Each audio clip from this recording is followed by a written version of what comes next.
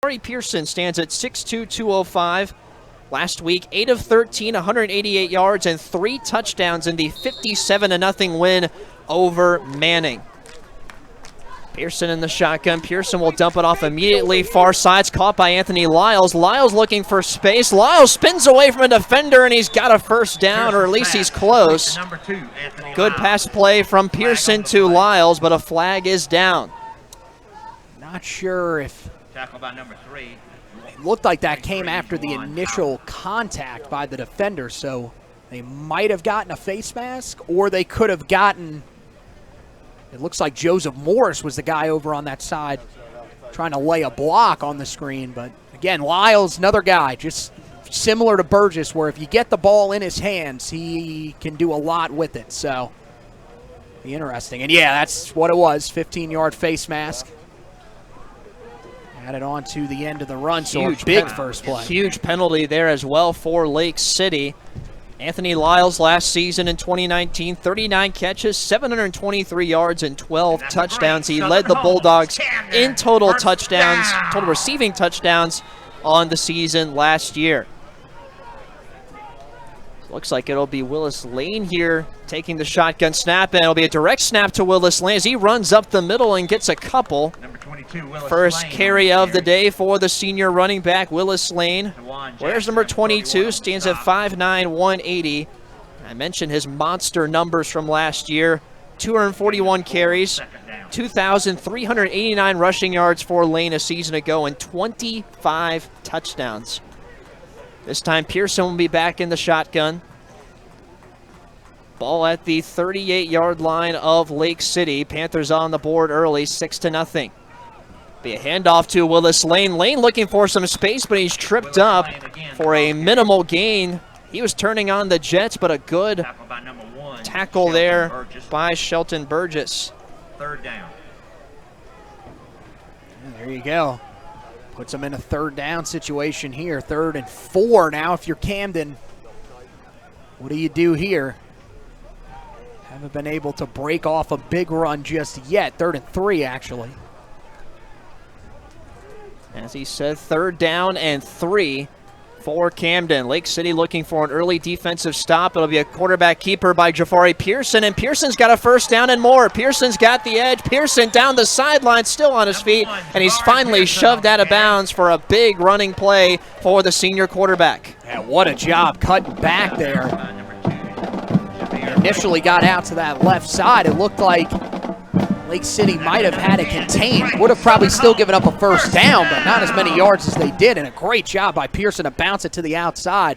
Ends up a gain of 14, and now right on the edge of the red zone already. Bulldogs in the red zone. Pearson will dump it off immediately to Anthony Lyles. Lyles looking for some space, and he's got a good gain on the play. Check that out to Leroy Bracey Jr., the senior wide receiver. Last week, 3 catches, 90 yards, and a touchdown. And I mean, those screen plays picking up some good yards early on for him. That one right there, 6 yards. Just get the ball out, click. Let the guys that know what to do with it in open space go to work. Gain of 6 on the pass play, 2nd down and 4 as Pearson will keep it again, and Pearson's got a first down again on the quarterback keeper. Well, he runs hard for a quarterback. That's usually not something you want to see from your quarterback, trying to run over defenders, but did there. And this Camden offense just marching down the field. Looking to answer immediately after the opening drive touchdown for Lake City. Camden Bulldogs in the red zone. Big drive here for Jafari Pearson doing it all. Pearson will hand it off to Willis Lane. Lane's got some space. Lane able to push forward for a positive gain on the play. Might be coming back here though. Looked like, trying to see, I think that was Drake Davis, the big offensive tackle. Leader of that offensive line for Camden, matched up with Mike Jones, who came in after a fantastic start to the season. Looked like they were going a little past the whistle. And yeah, that's going to back them up. And that's a big one right there because you had that ball inside of the 5-yard line. Early penalties haunting both teams on this drive. Lake City had the big personal foul penalty earlier in the drive that got the Bulldogs in Panther territory. And Mike Jones, a big week last week, 6 tackles so far, 2 sacks, 1 fumble recovery, and 2 tackles for a loss to begin the season for the senior defensive end. Stands at 6'5", 242. Pearson will hand it off to Lane. Lane running outside. Lane makes a man miss. Willis Lane, number 22 on the carry. Able to get some yardage on that play, and that's something, Anthony, that I noticed watching his film from last year and this year. I mean, Lane is such a difficult guy to tackle. He's really quick, he's really shifty, and he's a challenge to any defense he goes up against. Yeah, and I mean, you notice Lake City really trying to swarm to the ball, more than just one guy there, and that's how you're going to bring him down. In open space, he is a menace to try to bring down. So they've got to make sure there's multiple guys there. That pass batted down. Terrific play by that Lake City defensive line. Pearson had a man open across the middle, but batted down by that Lake City defense, and all of a sudden, after Camden was moving the ball easily down the field on their opening drive, stalling here in the red zone. Of course, a penalty does not help. Yeah, what a great job there, getting his hands up on that one. Xavier Baker, defensive end, off to a good start as well to the season. And yeah, that's something you're going to have to do if you can get in front. Pearson back to throw. Pearson looking, will now scramble. Pearson trying to break away, and he's brought down. Huge stop for the Lake City defense. And the ball came out. It's a fumble. It's recovered. Looks like number 31, TJ Jackson, jumped on top of it. He took a big hit, and that's the worry that you have with your starting quarterback running plays like that, trying to fight for extra yardage when you could have kept yourself in field goal range. Remember, this is a Camden team that has a solid field goal kicker in Van Blank. He's had a good start to the season. That's a big play there. Now, Lake City, again, this is what you wanted. You got to score on the first drive. Now you've got a turnover on Camden's first drive. You've got a chance here. If you can go up 13-0, that would really put Camden back on their heels. So Lake City defense lays the hit on Jafari Pearson, forces the fumble, and they get the recovery as well. Pearson had nobody open, had to try and scramble and do what he does. It'll be a handoff to Cletus Alston, and he'll get some positive yardage, gain of about 5. So 6-0 Lake City after a good-looking drive from the Bulldogs. It ends in disaster with a fumble by Jafari Pearson, a rare turnover by the senior quarterback. But TJ Jackson with a terrific effort. And now Lake City on the road with a chance here to try and double up their lead. A little bit of a delay here. I don't know what's... 2nd down and 7, so it's a gain of 3 on the run. Looks like Damian Wilson's coming out of the game. James Peterson will check in, the sophomore wide receiver, number 13. Now they're saying he can't come in. Now Peterson can't come in. Looked like it may have been knee pad or something wasn't covered up. So we'll go for a third guy. Now the cornerback, Bryce McIntosh. This isn't a position he's used to too often coming in. Bryce McIntosh, the senior cornerback, stands at 5'11", 160. 8 tackles so far this season on the defensive side. So it's Wilson, Peterson, and now McIntosh. There's the handoff to Alston, and Alston is tackled. Gain of positive yardage again for Cletus Alston.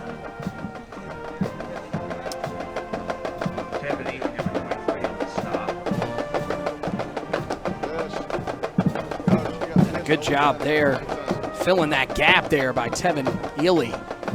He was not there. That could have gone for a pretty solid gain there. Very strong tackle from him. That's one of the things about this Camden defense. A lot of really good tacklers out there on the field. Very experienced linebacking core and secondary as well. Their starters all seniors. Hilshawn Bailey back to throw. Bailey looking across the middle, and he finds Damian Wilson, who makes the catch for a huge gain for Lake City, all the way up to the 35-yard line. And that's the second time he's just kind of gotten open right in the middle of the field. I mean, it's as if they just have forgotten that he's a part of this offense. I mean, I understand early on in the season, I mean, he hasn't really done a whole lot, but yeah, second time just able to find space in the middle of the field. And Bailey, what a job to hang in there. There was pressure coming into his face right before he got rid of it. Great job to stand in and make that throw, though. Huge pass play from Hilshawn Bailey to Damian Wilson, and Bailey will hand it off again to Cletus Alston. This time he's met immediately at the line. Not much of a gain on that play that time for the junior running back.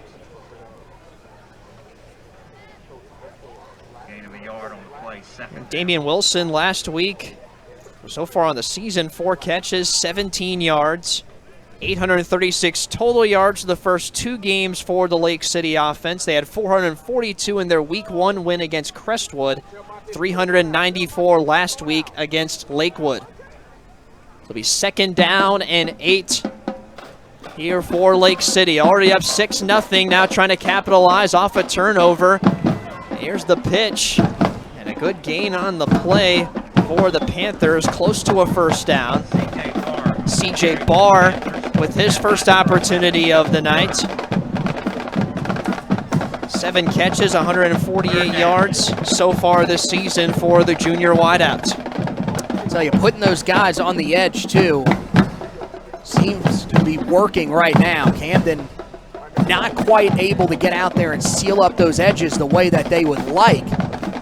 So it'll be interesting to see if that's a part of the game plan that we're going to see for the rest of the night with Lake City. 3rd down and 5 for the Panthers. Camden looking for a much-needed defensive stop, and they'll hand it off to Alston. Alston going up the middle, but he's going to be short of the first down. Good job in the middle of that defense. You see that number right there. It looked like it was number 25, Jackson Hembry, the defensive end. And, you know, just business as usual for him. Another guy, another senior, last year, 56 total tackles. This year off to a good start as well with 6 total tackles in that first game of the season. And a big stop there, as you mentioned, for Camden as we get down near the end of the first quarter here. A big stop indeed for the Bulldogs. Lake City still clinging on to their 6-0 lead. It'll be a very short punt. As Joseph Morris will take it. He'll tiptoe up the sideline, and he's shoved out of bounds. If you check that, Joseph Burns, I apologize. As he'll take the very short punt from Lake City all the way up to the 39-yard line. And that could be one of the concerns here for Lake City is the kicking game. I mean, you saw, went for 2 after the touchdown, now struggling with a punt here. But again, this defense so far has played relatively well out of the gate. I mean, Camden moved the football a little bit, but very opportunistic. And you expect that's going to be part of their defense tonight, trying to create those turnovers. So Jafari Pearson will try to make up for the fumble. And Camden had it all the way down in the red zone, but a penalty and a forced fumble coughed up by Pearson gave Lake City the ball back. Pearson's got all kinds of time, fires towards the sideline, and the catch is made for a first down. And a flag comes out at the very end as well. It'll be Tyler Jeter, the junior wideout. 5'10", 175-pound wide receiver, 2 catches, 17 yards last week. He has his first catch of the night. And where that flag came out, again, looks like an area where it might be another face mask at the end of the play. Yep. And indeed it will be. Second face mask penalty of the game for Lake City, and about that same area of the field as well after a big gain. The penalty did not hurt Lake City that much on Camden's first drive. They got the ball back, but the Bulldogs, after a good defensive stand, looking to answer here on offense. Lake City with the early lead after an opening drive touchdown. They failed the 2-point conversion as Pearson will keep it himself, and Pearson is stopped in the backfield. What a great tackle there. Bryce McIntosh with a great individual effort to take down Pearson. That's the end of the coming first out of his quarter. cornerback spot to make that tackle. My goodness, just an extremely talented player for Lake City. And the end of the first quarter, Chicken sandwiches. I like got to cows really too. hand it to You know Lake what City. cows like? That Green was grass. exactly And the that's type just of what we first sell quarter in that you modern were turf. hoping for. New lawns of green grass. So the next Let time up a you see few a yards cow here to or a Camden. chicken You're sandwich, gonna want to I try want to you find a think way to slow finding that new down lawns of here modern turf. as we Check us go out on the web and be sure to enter our extreme throughout the lawn rest makeover of this contest, first half where and you into can the win a second new half. lawn But installed so by our far, turfgrass expert. to come out of that At first Modern quarter with a Turf, lead, you we got to grow feel pretty grass so you confident in don't have yourself. to. Absolutely. As Lake City gets the touchdown, their opening drive, there was a Hillshawn Bailey quarterback keeper touchdown run. They elected to go for two. They did not get it, so it stands 6-0 Panthers so far. Both teams with 2 possessions each on offense so far in the game. Shot tonight or from any board member. The raffle also includes 20. Anthony, once again, Camden close to the red zone. What do you think they tried to do here? Pearson tried to keep himself on third down the last drive, but he was kind of out in the open there, and Lake City able to pop the ball out and get a fumble recovery. He's taking a lot of big hits early on, but I think that's just part of their offense. I think, we've seen a lot of quarterback runs here. You just want to avoid that from becoming predictable, but I'm interested to see if there's maybe some RPO in this offense. Keep his eyes downfield, because as we saw, he was able to make a nice throw down the field to Jeter there to get this drive started. Jafari Pearson, the shotgun. Leroy Bracey to his left, Willis Lane to his right, and play is blown dead immediately.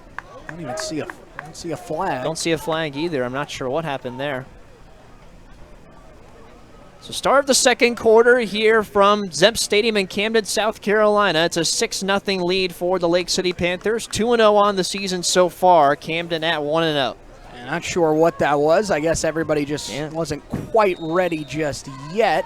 Maybe a referee had limped off to the bathroom or something and was coming back. Not really sure. Pearson's going to air it out towards the end zone. He overthrows his target, but a flag comes down. In the middle of the field, by the way. I was not on the outside coverage. Bryce McIntosh with fantastic coverage on the outside against Anthony Lyles. Looked like in the middle of the field, maybe a little bit of more than just one guy shoving back and forth. Looked like TJ Jackson, the linebacker.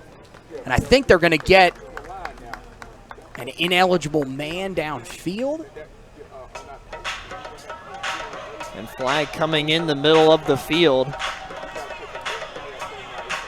Great coverage by McIntosh on Jafari Pearson's #1 target, Anthony Lyles.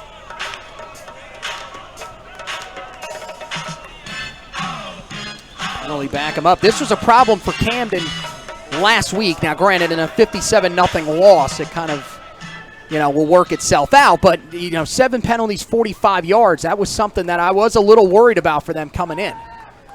Pearson back to throw. Pearson flushed out of the pocket. Pearson on the run. Ball is tipped in the air.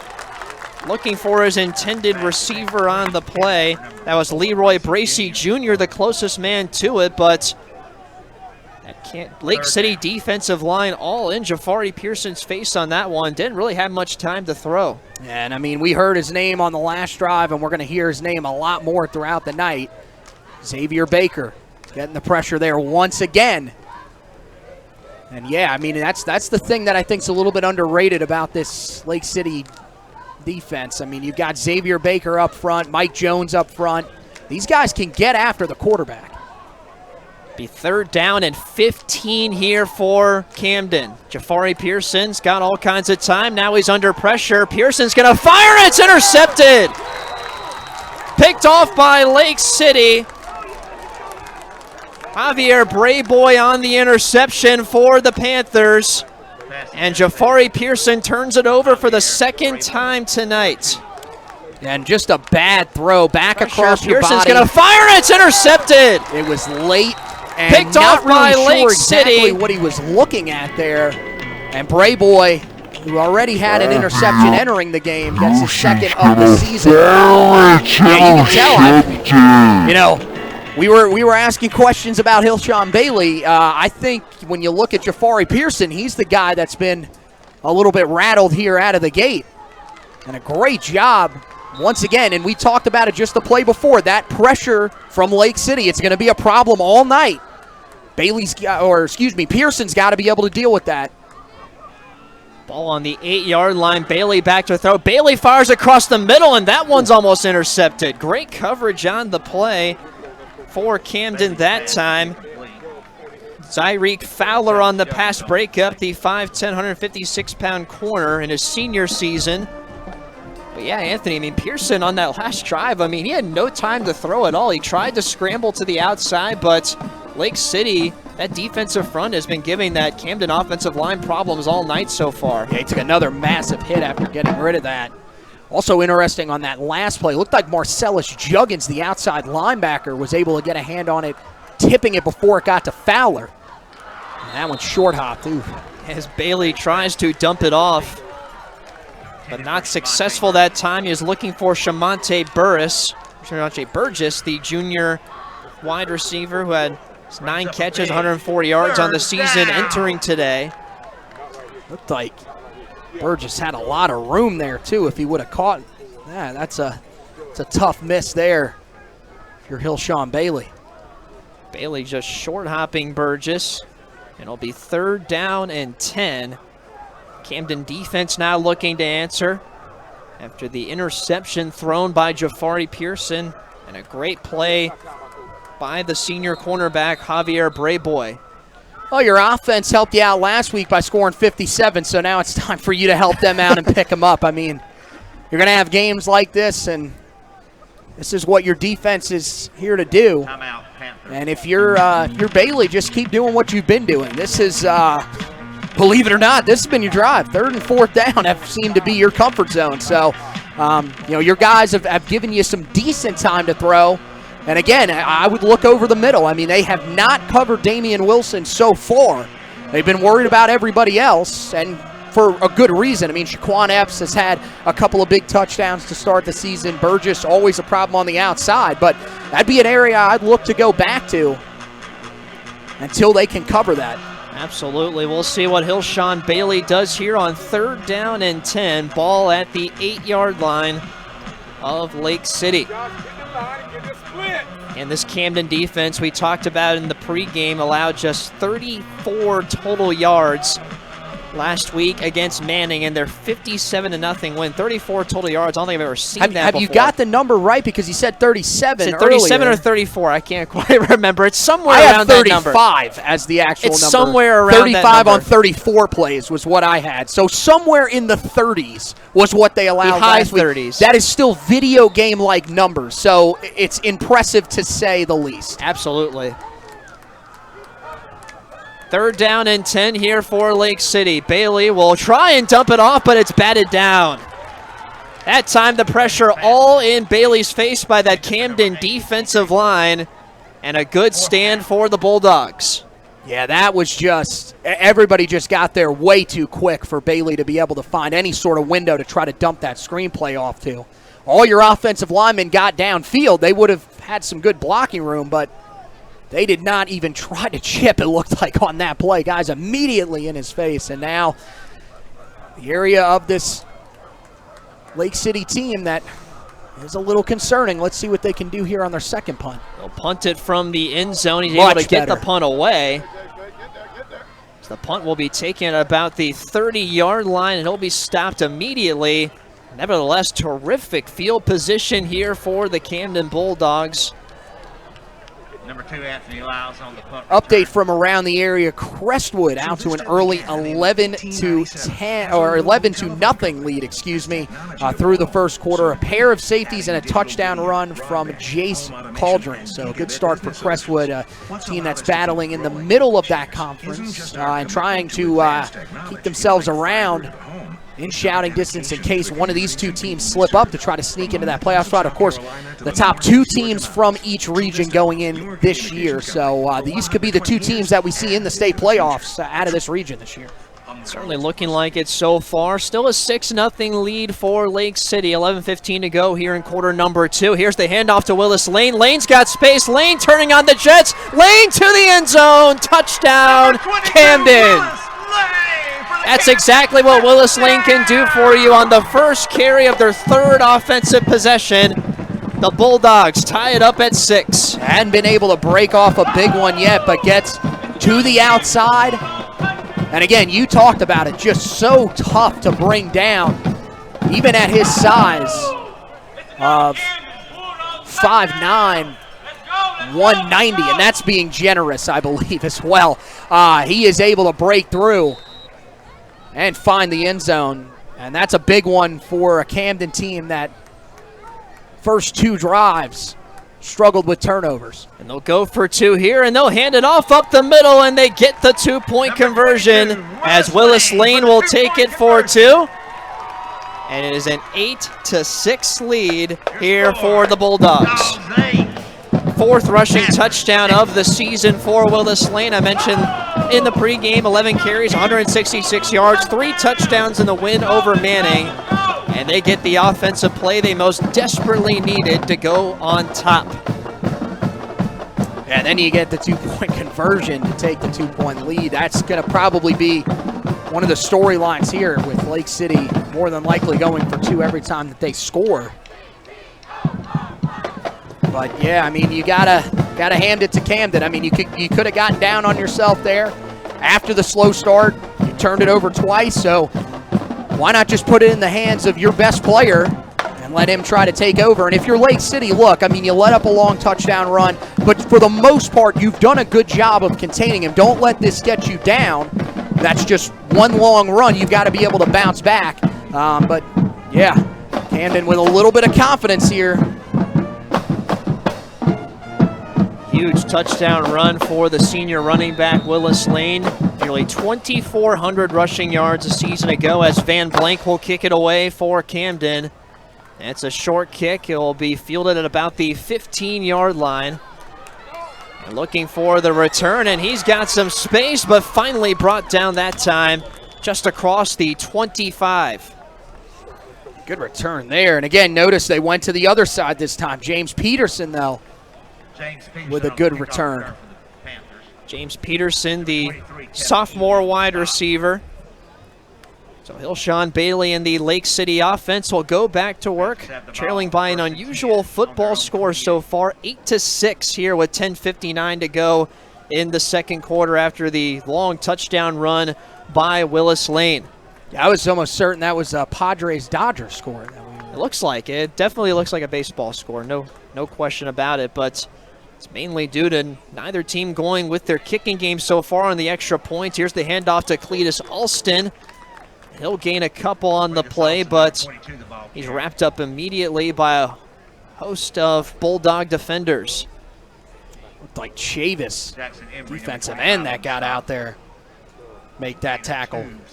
Off to a good start to his season. Came into the night 3 total tackles, 2 tackles for loss, 2 sacks, and a quarterback hurry. And again, I mean, just so many different names that you're going to see rotated throughout that defensive line. But I'll tell you another thing. Alston, man, he runs hard. Yes, I mean, he is taking some hits tonight, but he is fighting for extra yards. 2nd down and 8. They'll dump it off to Cletus Alston, and Alston's got some room down the sideline. 1st down, Panthers. It was a good job, just nobody there. Like the linebacker that was supposed to have him coming out of the backfield, stepped too slow, and Alston able to creep out, pick up a big 1st down for Lake City. Cletus Alston has definitely been active tonight for this Lake City offense. Be 1st down and 10, ball at the 46-yard line.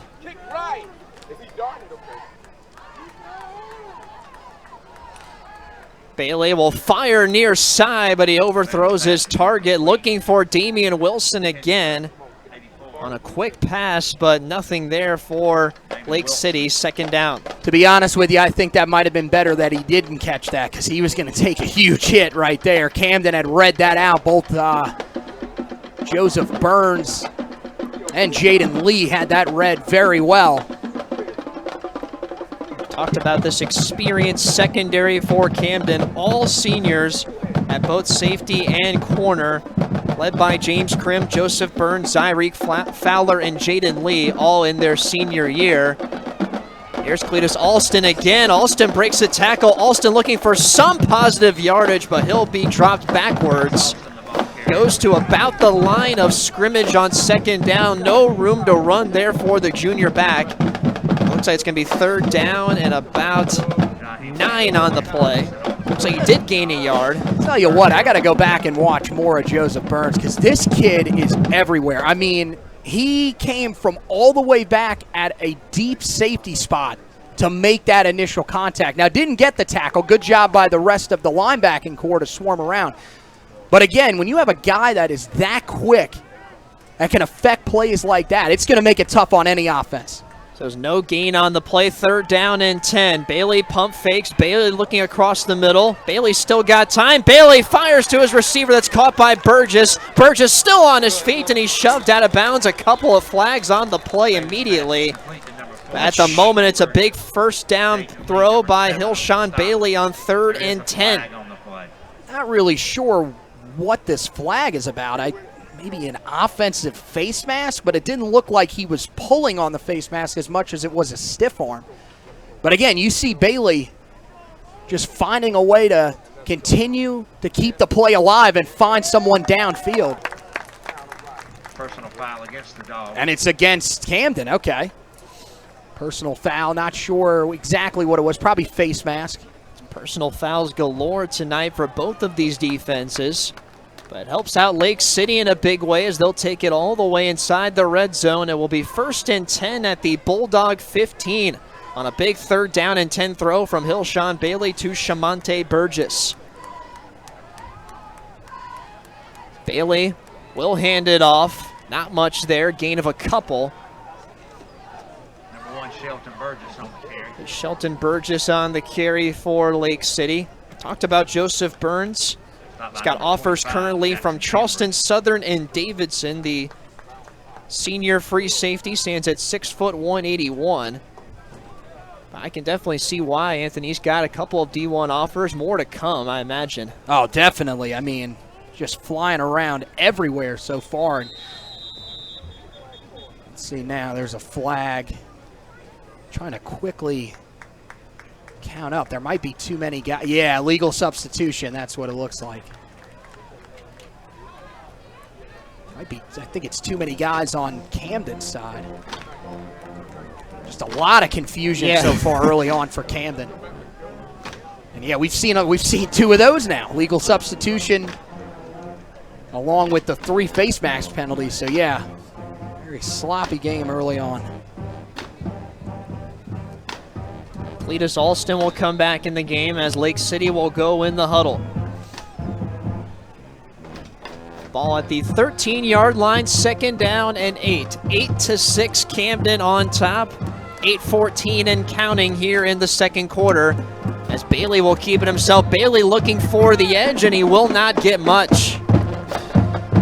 He took a pretty decent hit there from who else? Again, Joseph Burns. Yeah. But it looked like if he would have cut back to his left, and again, they always say, you know, going back into the middle of the field, never the greatest idea, especially if you're a quarterback, but if he had cut it back, it looked like he might have had a chance to get to the end zone there. I don't know if he just didn't see that there, or was just maybe trying to follow more blocking.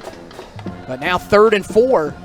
And again, you're 3rd and 4 from the 10-yard line. I would say this is 2-down distance. I would not be shocked if they are running the football here to try to set up a 4th down play. 3rd down and 5 for Lake City.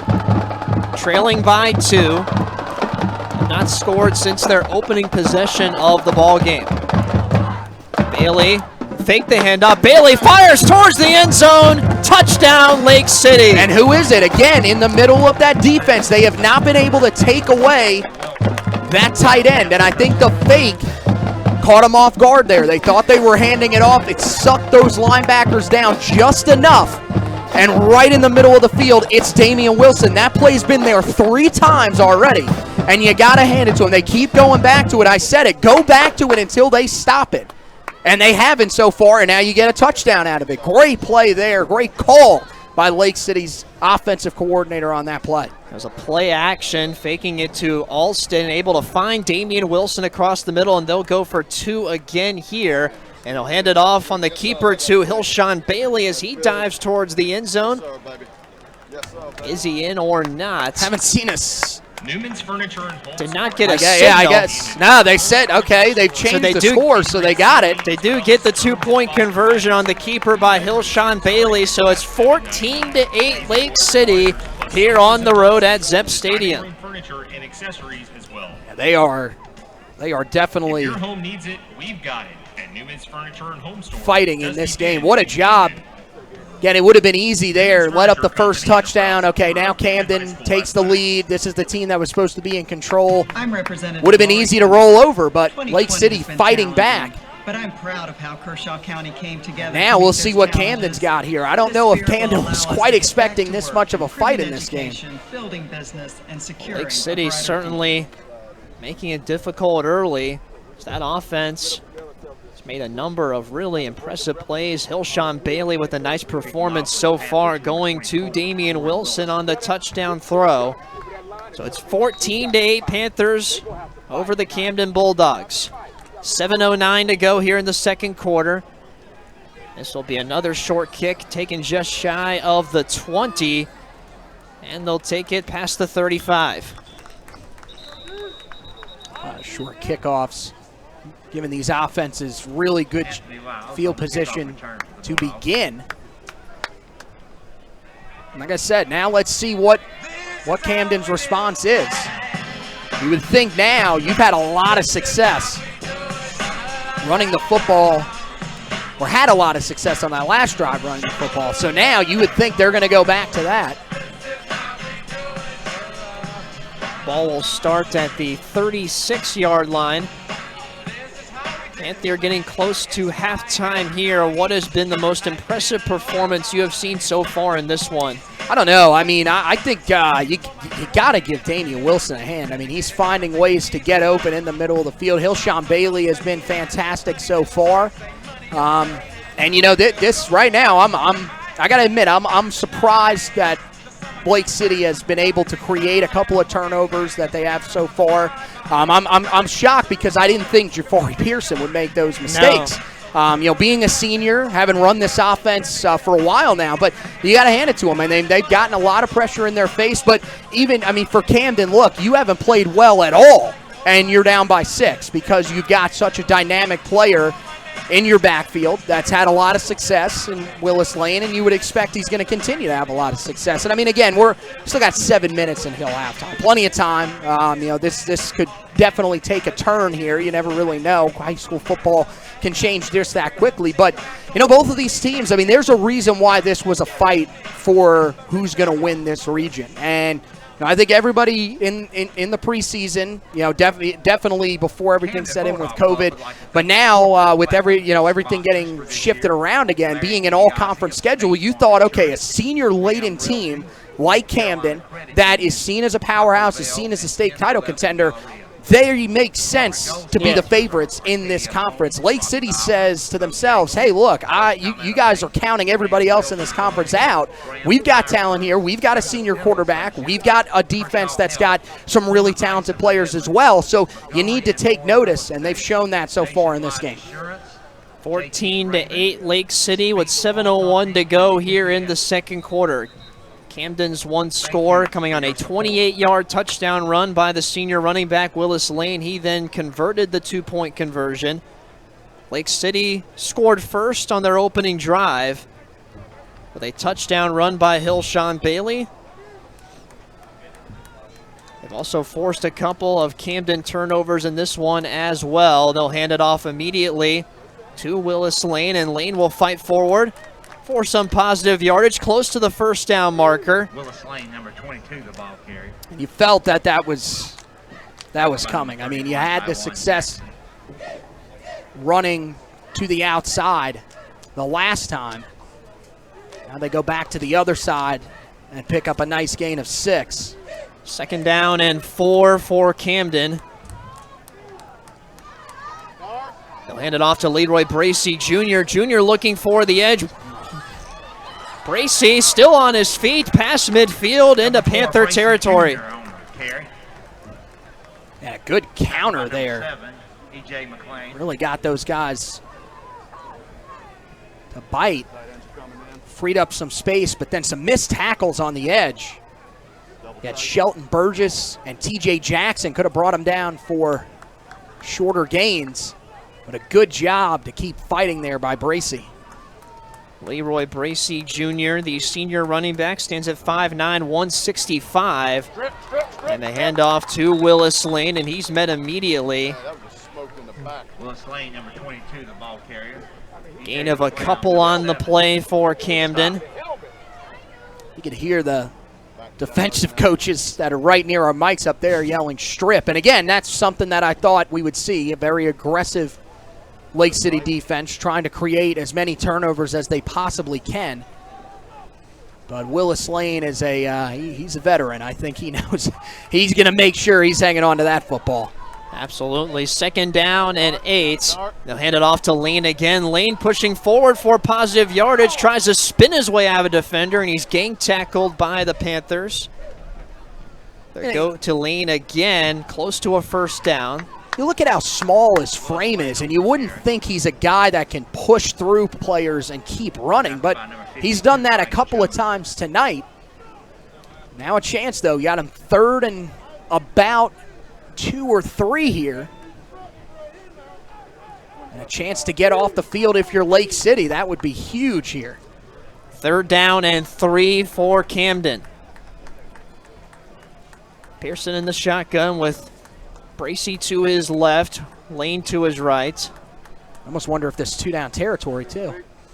They'll hand it off to Bracey. Bracey's got some space. Bracey still on his feet. Bracey down the sideline. Big gain for Leroy Bracey Jr. And it's into the red zone for the Bulldogs. Knocked out of bounds by number 1, Shelton Good Burgess. patience there. That's another great Southern After Homes, Camden. He got that 1st down, able to pick up some extra yards, but again, able to get to the edge, make something happen there. It's Leroy Bracey. Camden threatening again. Here's the handoff to Lane. Lane running outside. Lane, and he will be shoved out of bounds just shy of the goal line. Looks like he's going to be a little bit short. But a good run there by Lane. Camden knocking on the door here.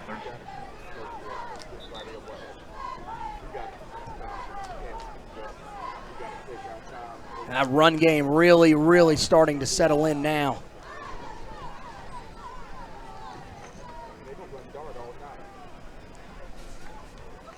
Second down and 1 here for Camden. And timeout is called on the play, it looks like. I'm not sure what's going on either. It's a timeout. The ref was waving his arms up and down. Looks like they're going to do a measurement here to see if he got the first. Okay. That makes sense why they were trying to get everyone backed up to the sidelines. Hi, I'm ready to buy a house and wondering if you could help. Yes, they will do a measurement here. And it looks like he got it by more than a yard. That was... Certainly looks like it. I can't quite tell from this angle, but it definitely they seemed gave like him the 1st down. Yep. Yeah, the nose of the football was past the marker, so it will be a 1st down for Camden as Willis Lane picks it up. Knocking on the doorstep again. As I said, they've gone to pretty much just running the football exclusively and with their running backs. They have tried to take the ball out of the hands of Pearson here, maybe just trying to get him settled down a little bit. 1st down short of the goal line. Leroy Bracey, the handoff, and he's into the end zone. Touchdown Camden, but a flag is down. We'll see if this stands. Might be on that back side there, yeah. Looks like a little bit of disappointment. I think that might have been number 70, Donovan Edwards, starting left tackle that they're going to get on that one. So that will back it up for Camden. A huge penalty there Nobody touching Leroy Bracey Jr. on a would-be touchdown. Now if you're Lake City, this gives you a little bit of life here. Backed up. Still going to be 1st and goal, but now you're going 1st and goal from the 13 as opposed to the 3-yard line. So you've got a little more room to work with here to try to make a defensive stand.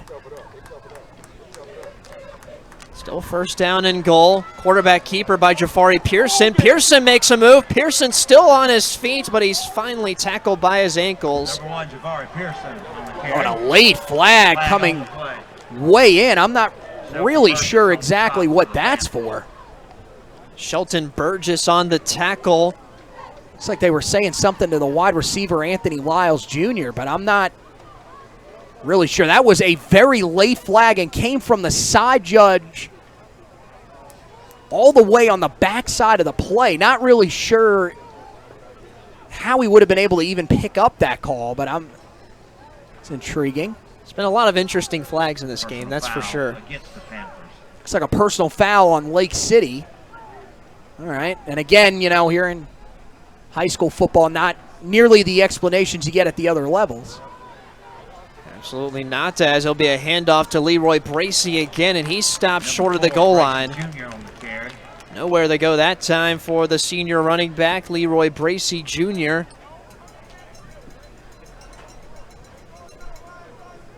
Jamarian Franklin on the play for the Panthers. Him and Willis Lane having nice nights at the running back position, both getting about equal touches. 2nd down and 4 here for the Camden Bulldogs. 14-8 Lake City, 3:14 left here in the opening half, and it's been a good one so far. Mentioned Camden knocking on the door here. Jafari Pearson back in the shotgun. Lane to his right, Bracey to his left. Pearson will hand it off again to Leroy Bracey Jr., and again he's stopped short of the goal line. Middle defense in there on that one. Mike Jones, Xavier Baker, Jamorian Franklin again. We've heard that name called a couple of times here these last few plays. Great job to stack that middle up. Now it'll be 3rd down. I believe this. Oh no, maybe it's 4th down. Not really sure. The scoreboard has it different. The sideline sticks have it 4th down. So indeed it will be 4th down here for Camden, and a timeout on the play. Timeout Lake City. So I guess the personal foul on the run play by the quarterback Pearson, I guess, did not give them a 1st down. I believe that actually is a rule now that I hear myself say that at the high school level. So yeah, now 4th down, a chance for Lake City. Look, Camden's driven the field on you. And again, they've taken a lot of time off the clock too. So if they don't score here, that could be detrimental to them. Absolutely. And if you're Camden, still got to feel pretty confident with your chances to score here. Again, thank you for your support from the Camden Bulldog Club. Looks like about 3-yard line. Again, we're in the press box here, so it's a little bit difficult to get a great look at exactly where the ball is. We can't exactly go off what the scoreboard is saying. They still list it as 2nd down. We can assure you it's not 2nd down. Not 2nd down. It is 4th down according to the yard markers at the moment. The 4th down right at the goal line for the Camden Bulldogs. Huge play here as we're nearing the end of the 1st half. Be that same formation again. A running back to each side of Pearson. 1 wide receiver to the left, 2 to the right. There'll be a handoff. Here's a keeper for Jafari Pearson, and Pearson walks into the end zone. Touchdown, Camden. Jafari Pearson on the quarterback keeper puts 6 back on the board for the Bulldogs. Great job by Pearson finding some room in there for the touchdown. Potentially bigger news for Lake City. Xavier Baker appears to be down on the field. That would be a big loss. He's had a nice 1st half for them. Whole defensive line for Lake City has had an impressive performance against this very talented offense for the Camden Bulldogs. Xavier Baker, the senior defensive end, stands at 6 foot 230. So far, 4 tackles, 5 sacks, and 1 quarterback hurry here in 2020. Baker able to get up, walking on his own under his own power. I think it might have just been a cramp in that right leg. Hopefully that's all it is. Baker will walk under his own power to the Lake City sideline. A quarterback touchdown run for Jafari Pearson. Ties this ball game up at 14. I would expect they try and go for 2 here again. We have not seen an extra point attempted here so far tonight. Which is interesting. Looks like they're going to come out in the altered field goal formation. Teams do this a lot. Line up, see if they have the numbers. If not, bring everybody in. And now they're going to line up. And no, I mean, if you're Camden, you kick this extra point because you've had a lot of success. I mean, Van Blank has been good. So you kick this extra point and go up by 1. Know you've got a lead going into the half. Bad snap, though. And the extra point is going to be wide right. A horrific snap way off to the holders right there. Coughlin Best, the backup quarterback, a great job to get that ball back in a kickable area, but that just threw everything off, and now you got a tied score here. So Van Blank, the extra point attempt, no good. The first extra point attempt of the night. Anthony mentioned the bad snap, as that one was wide right. So the score will remain tied at 14. Final couple of minutes before halftime. 2:11 to go specifically here in the second quarter. Certainly has been a fun game so far, back and forth. Lake City has forced 2 turnovers in this game. A fumble by Jafari Pearson, an interception by Javier Brayboy, the senior cornerback, with his second of the season. So they had 2 returners that have had pretty good returns here. You've got 2:11 left. Let's see, and they're going to kick it deep. Blank will kick it away. He's got some space. Going down the sideline, and he is going to go all the way for the kickoff return for the touchdown. It is James Peterson. How about that? And I told you, I'm shocked that Camden keeps kicking it deep. They've done that a couple of times. That's one of the big concerns right now gotta be one of the big concerns for Camden, is your kick coverage unit has allowed some really big lanes for guys to return it. That time they give them enough space, and there you go. I was talking about how much time's on the clock. Now Camden has a chance to turn around potentially here. So how about that? What a job. Game-changing play potentially by Peterson right after Camden had grabbed the momentum back in this game. What a special teams play there by the sophomore James Peterson. Anthony, I don't think anybody touched him on that play either. I mean, he took that easily down the near sideline, untouched, and that puts the Lake City Panthers back on top, and they'll once again go for 2 here. As Bailey is going to keep it himself, but that time Camden not fooled whatsoever. Huge loss on the play for Hillshawn Bailey. That did not work, so the score will remain 20-14 after the kickoff return touchdown for James Peterson. He has been active on special teams so far tonight. I mean, he had a couple of returns in his first couple of games, but one on a punt return was actually his only return of the season. It was a 78-yard return, so he's explosive. But he hasn't really seen a whole lot of kicks that have come his way. That time gets his opportunity, and there was a wide open lane, hit it perfectly. And it's those types of plays. I talked about it for Lake City earlier. If you can make plays on special teams, that can help you in games like this. And a big one there, and potentially if your defense can find a way to make a stop, could go into halftime with a lead. We'll see what the Camden Bulldogs can do on their next offensive possession to try and answer the big 85-yard kickoff return touchdown for James Peterson.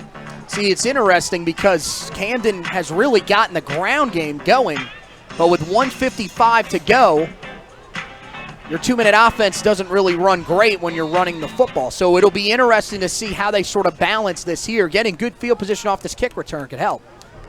Be a low line drive kick, taken at about the 20-yard line. See if Camden can answer on the other side for special teams. And a decent return there for the Bulldogs as they get it past the 40-yard line. So good starting field position here for the Bulldogs. Under 2 minutes to go here in the opening half, and has been an exciting back and forth first half of action here between the Lake City Panthers and the Camden Bulldogs. Thanks for tuning in here on QCBroadcasting.com. I'm Jackson Kaplan alongside Anthony Pagnotta, our first event here on QC Broadcasting since, well, the middle of March. We're back here for high school football in the great state of South Carolina. Notable here, defensive end Xavier Baker not in the game. Robert Hemingway, the senior who was a captain tonight, is going to be filling in. And here goes Willis Lane. Lane's got some space. Leroy Bracey Jr. down the sideline, and a big gain for the Camden offense. Leroy Bracey Jr., a huge gain for the Bulldogs, and just like that, they're in the red zone. Well, there's a reason why I don't call plays, because I would probably not have run it there. But how about that? Bracey, and that's been the guy. You've had Lane, who's been able to pound it inside the tackles, get to the edge a couple of times, and then Bracey with the speed. Here goes Bracey again. Bracey looking for the edge. Bracey dives towards the goal line. Is he in or not? No signal yet. A couple of Bulldogs putting up the touchdown signal, but he's going to be close. Bracey once again exploding on that edge. Nearly gets there, but my goodness, right after the kickoff return for touchdown, all of a sudden, a blink of an eye, Anthony, they're at the goal line. With 2 running plays. Yep, 2 running plays. I mean, that edge, especially on that right side right now, Camden is hammering that right side with that halfback sweep play to Bracey. And that's the thing. We didn't see a lot of Bracey in the backfield early on. They've sort of sprinkled that in. And again, he's listed online as an athlete. I think we found out why. They can play him in a lot of different spots, and he's a dynamic player. And you see tonight they're finding a lot of success at running back. Quarterback keeper for Jafari Pearson. Pearson spinning forward, but Lake City will not have it. Actually, Pearson's in. Touchdown, Camden. I thought Lake City had stopped him short, but Pearson's in for a second rushing touchdown of the game. And just like that, we're tied again at 20.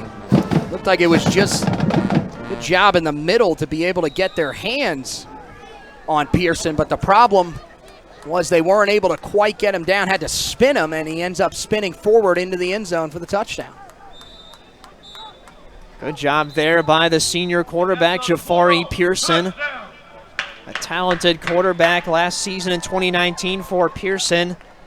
130 of 207 through the air, 1,830 yards, 20 touchdowns, 11 picks. Right now he's got a couple of offers from Brevard College and Methodist University. Looked like they were going to go for it, but a false start penalty backs them up to the 7, so now they're going to come out and try to kick the extra point. Need a better snap here than that first time. You've got a kicker with a leg. Chance for you to take the lead before halftime in a game where you haven't played your best. All knotted up at 20, 1:19 to go here in the second quarter. The kick is up, and that time the extra point is through the uprights. Wasn't a great snap either. Again, Cawthon Best, a great job to handle that snap, get that ball turned around perfectly, and Van Blank nails that one.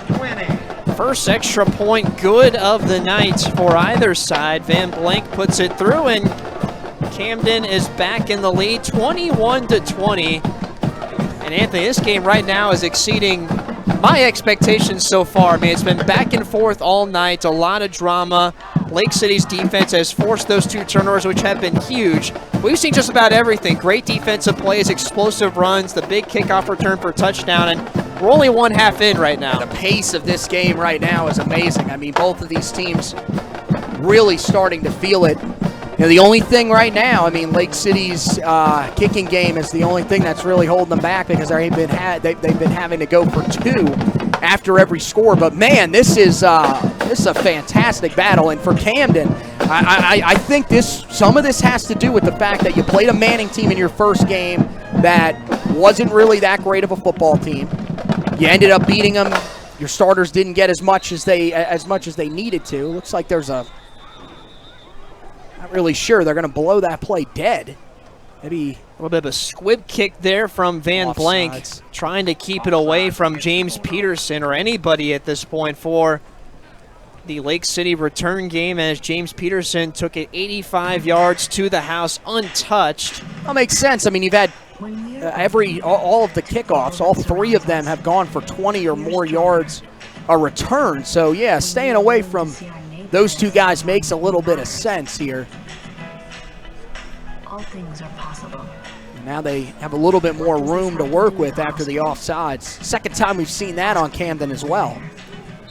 What a game so far. Camden up 21-20, 1:19 to go here in the opening half.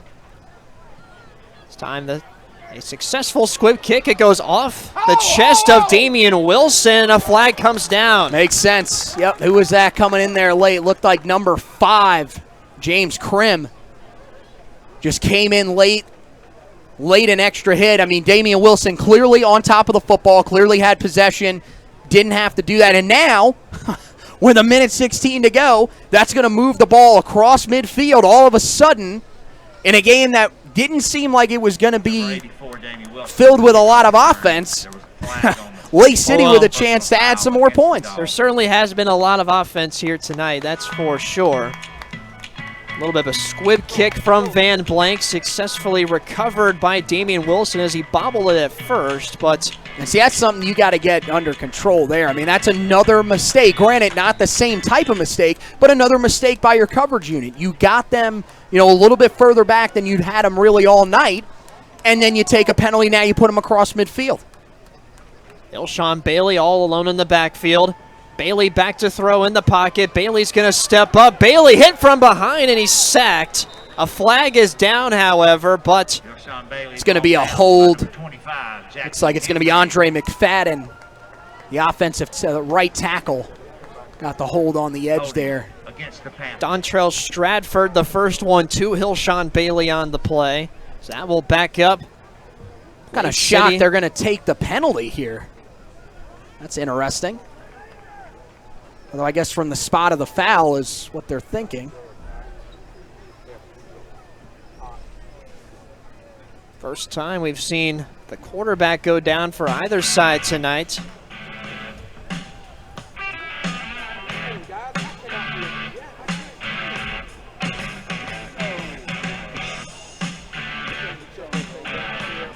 They're going to back it way up here for Lake City. All the way down to the 37-yard line. Yeah, from the spot of the foul, a holding came in really late. So the defensive lineman had already gotten Andre McFadden about 4 or 5 yards downfield. So that's why it gets backed up as far as it does. First down, a long way to go here for the Panthers. Bailey back to throw. Bailey's going to air out down the sideline. He takes a huge hit on the play. He got smoked there. Cletus Alston, his intended receiver, down the sideline. Like it was number 25, Jackson Hembry, laying the big blow there. Both him and Xavier McLeod closing in on that play. Xavier McLeod, the sophomore defensive end, had an impressive freshman season, already has a Power 5 offer from South Carolina. 20 tackles, 3 sacks, 5 tackles for a loss last season for McLeod. Was the only freshman also on the team a year ago on varsity. Did not know that. For Camden. He was fantastic. And that's something you're going to see with these bigger schools. You got to be really talented to get on the field as a freshman.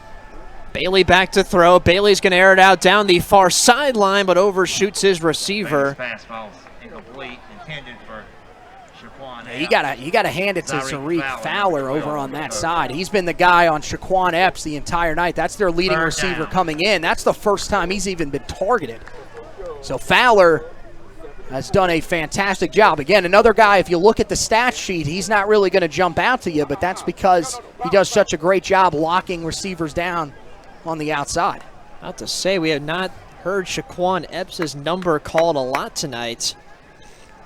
First target from Bailey to Epps here today. 3 catches, 90 yards last week for Shaquan Epps. Bailey back to throw again. Bailey steps up, fires across the middle, and it is going to be caught. Oh, my goodness.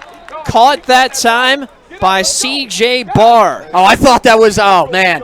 I saw the pink socks. I didn't realize most of them were wearing that. Somehow that slipped. I thought that was Wilson again.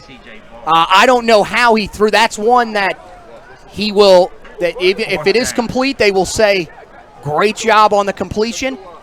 Do not throw that again. That's one in a game where you're down by 1. You don't want to give them another opportunity. That was a dangerous throw in the middle of the field. That should have been intercepted. Great job. Thought it was going to be intercepted too. And now you've got an interesting decision here to make. I mean, you got 41 seconds to go. You got to think this play is probably going to take at least 5 or 6 seconds. Get that down to about 35 seconds, maybe a little lower than that. If you go for it here, is that worth the risk? Is that enough time in your mind that it gives Camden a chance even to get into field goal range? We've seen Blank has got a little bit of a leg on him. They would be at least willing to attempt it. Do you feel that that's enough of a risk here to go for it if you're Ronnie Baker? It's an interesting call. Me, I'd go for it. I think I'd take the risk. I mean, my defense has done enough so far. They've been able to have some success running on you, but I would be confident on this drive, so they're going to come out if they get the ball back and run it 3 straight times or something like that, that they're not going to run it. They're going to have to throw it under a minute to go. If I'm wrong on that, I don't really know what else I could be right on. 4th down and 4 it will be coming up here for the Lake City Panthers on a big completion from Hillshon Bailey to C.J. Barr, the junior wide receiver. 5 catches, 103 yards last week.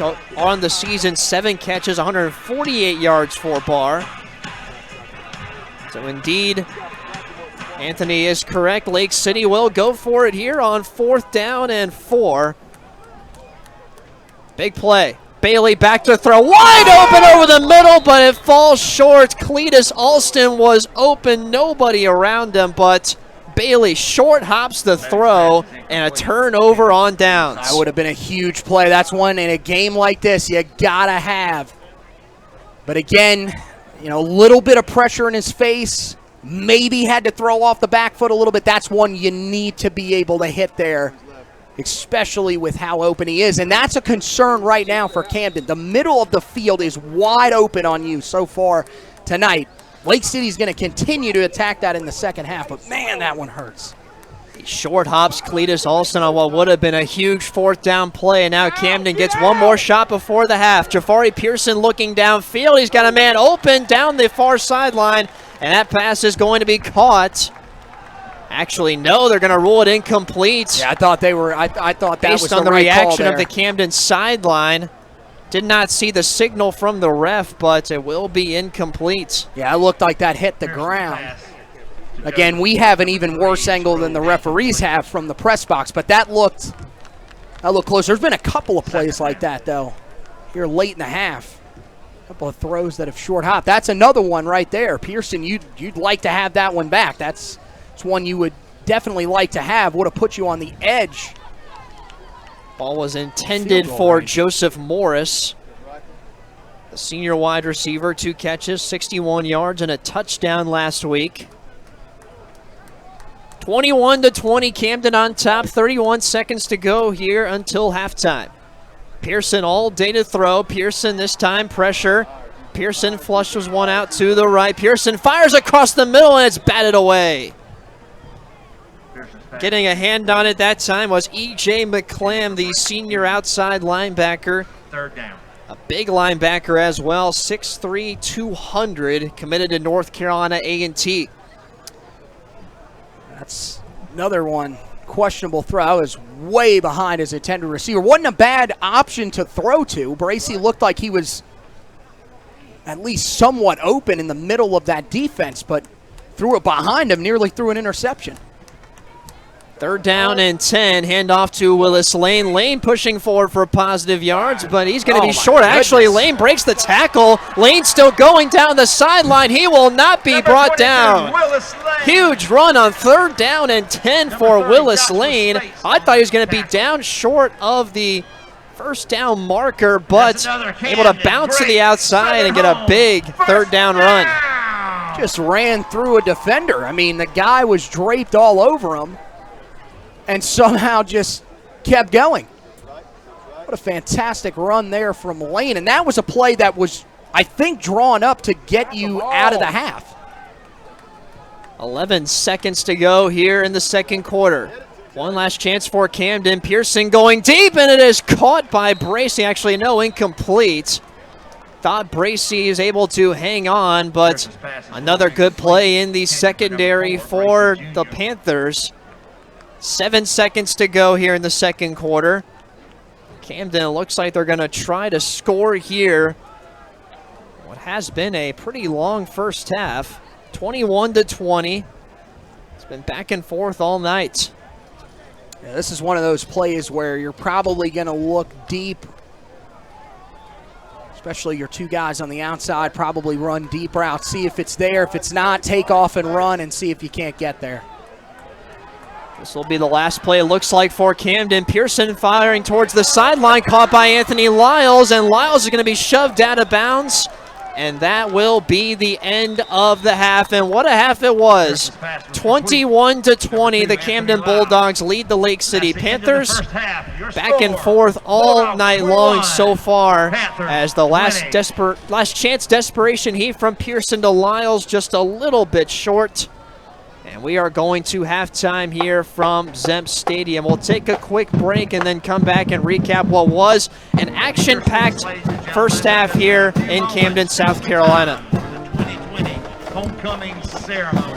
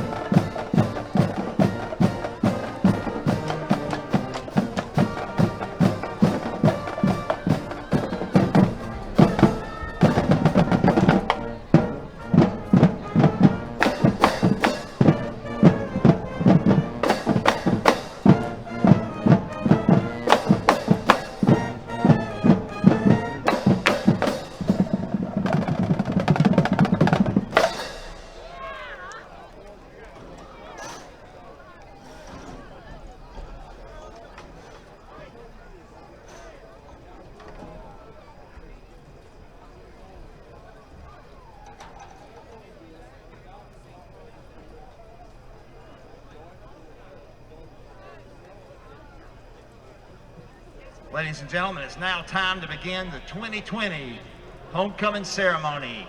In a few minutes, a new homecoming queen will be crowned. We have 13 wonderful contestants. Miss Mary Boucher. Mary is representing number 19, Thomas Burkott. Mary is the daughter of Richard and Lilith Boucher. Mary is being escorted by Chase Tuning.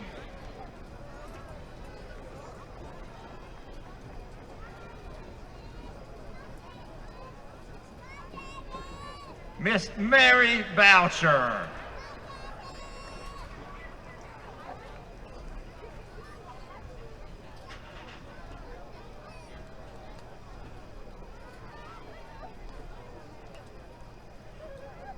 Miss Ella Chandler. Ella is representing number 54, Lashad Mickle.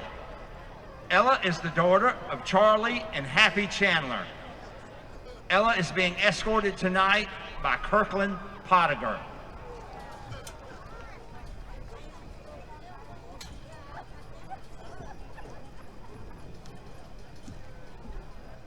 Miss Ella Chandler.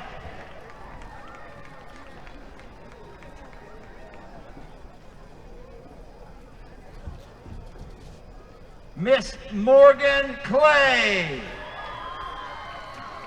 Morgan is representing number 3, Joseph Morris. Morgan is the daughter of William and Keelan Clay. Morgan is being escorted by Corbin Hall.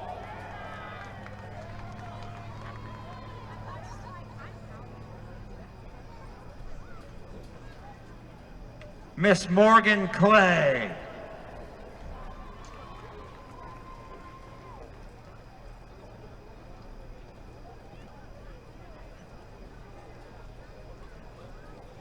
Miss Mary Margaret Crane. Mary Margaret is representing number 32, Silas Coleman. Mary Margaret is the daughter of Jack and Mary Crane. Mary Margaret is being escorted tonight by Wynn McCritchick.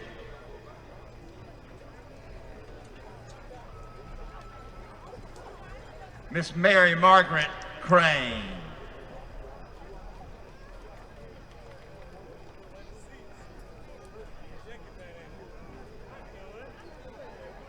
Miss Averia Tashelle Hook. She is representing number 70, Donovan Edwards.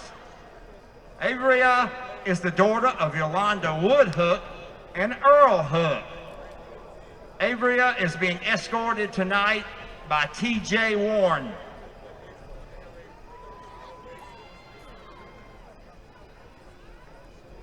Miss Averia Tashelle Hook.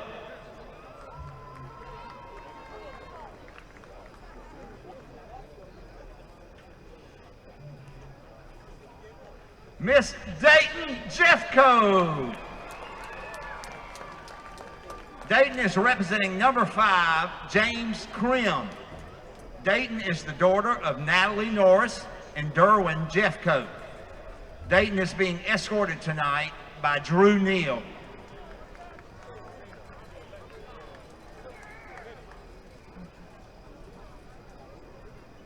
Miss Dayton Jeffco.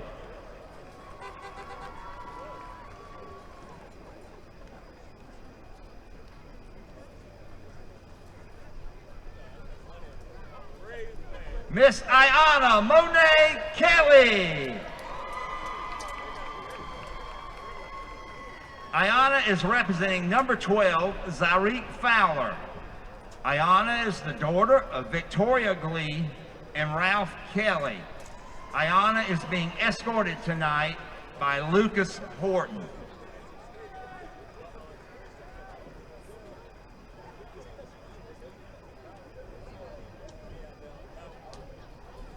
Miss Ayana Monet Kelly.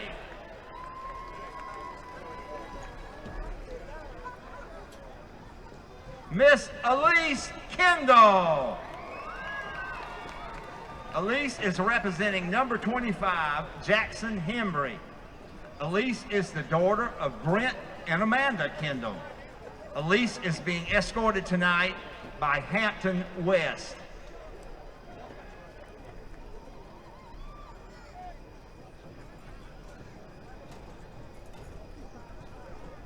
Miss Elise Kendall.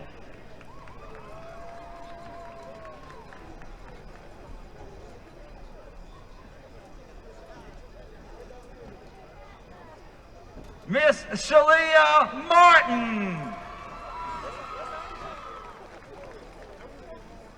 Shalia is representing number 4, Leroy Bracy. Shalia is the daughter of Miss Samara Cooper. Shalia is being escorted by Owen Dabbs.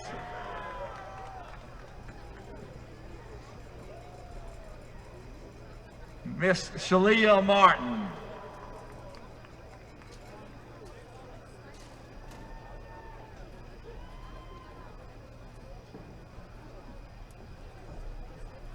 Miss Shania Mathis.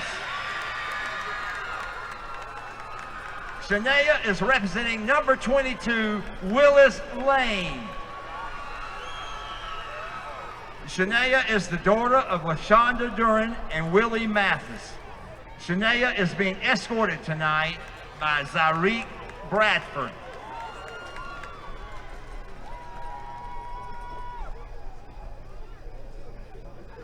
Miss Shania Mathis.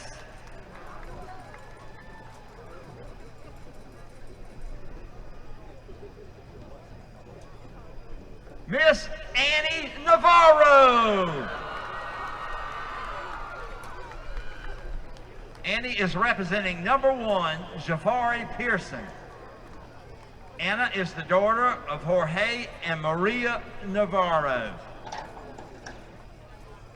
Annie is being escorted by Diego Navarro.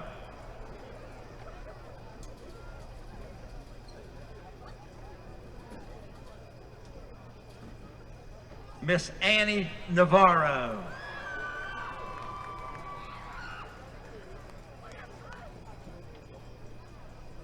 Miss Jai Nunley. Jai is representing number 7, Jaden Lee. Jai is the daughter of Cosette and Jason Forbes. Jai is being escorted tonight by Amari Williams.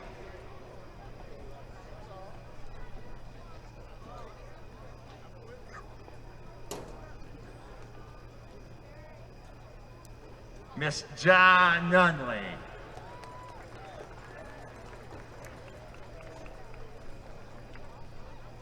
Miss Amani Wyatt. Amani is representing number 11, Joseph Burns. Amani is the daughter of Darius and Tanya Wyatt. Amani is being escorted by Evan Younghands.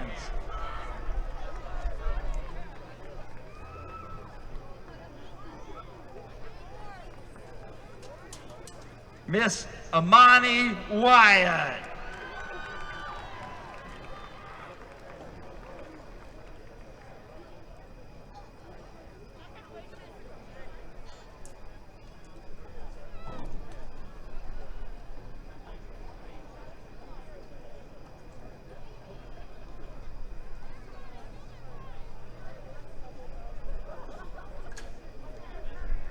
Here to crown this year's homecoming queen, along with Camden High School principal, Mrs. Leslie Corner, is Ladrell Jefferson, the 2019 homecoming queen.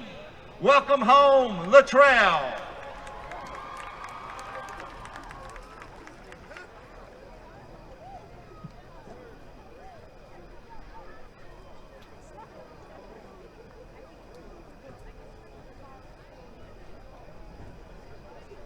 And now, the moment you've been waiting for. The second runner-up is Miss Annie Navarro.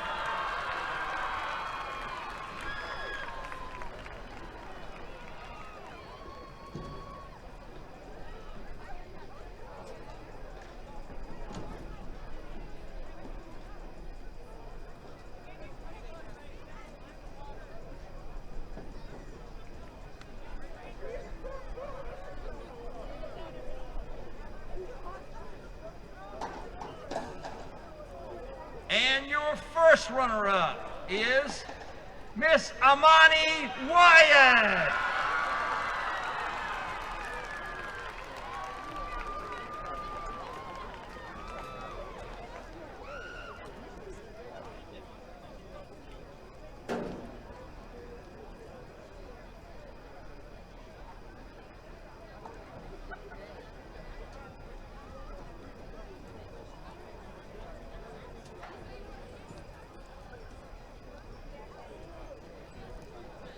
And now the big moment. The 2020 Camden High School homecoming queen is Miss Shania Mathis.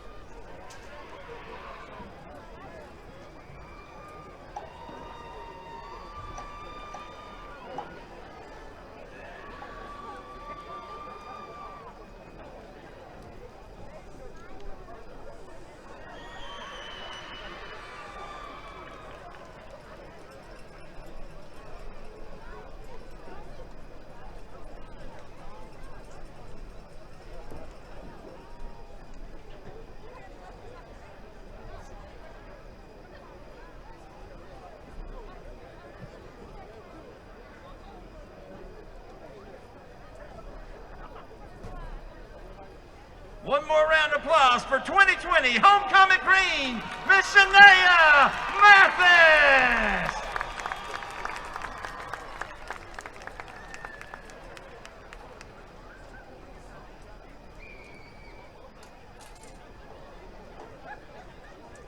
Thank you to all our contestants. And this concludes this year's homecoming ceremony.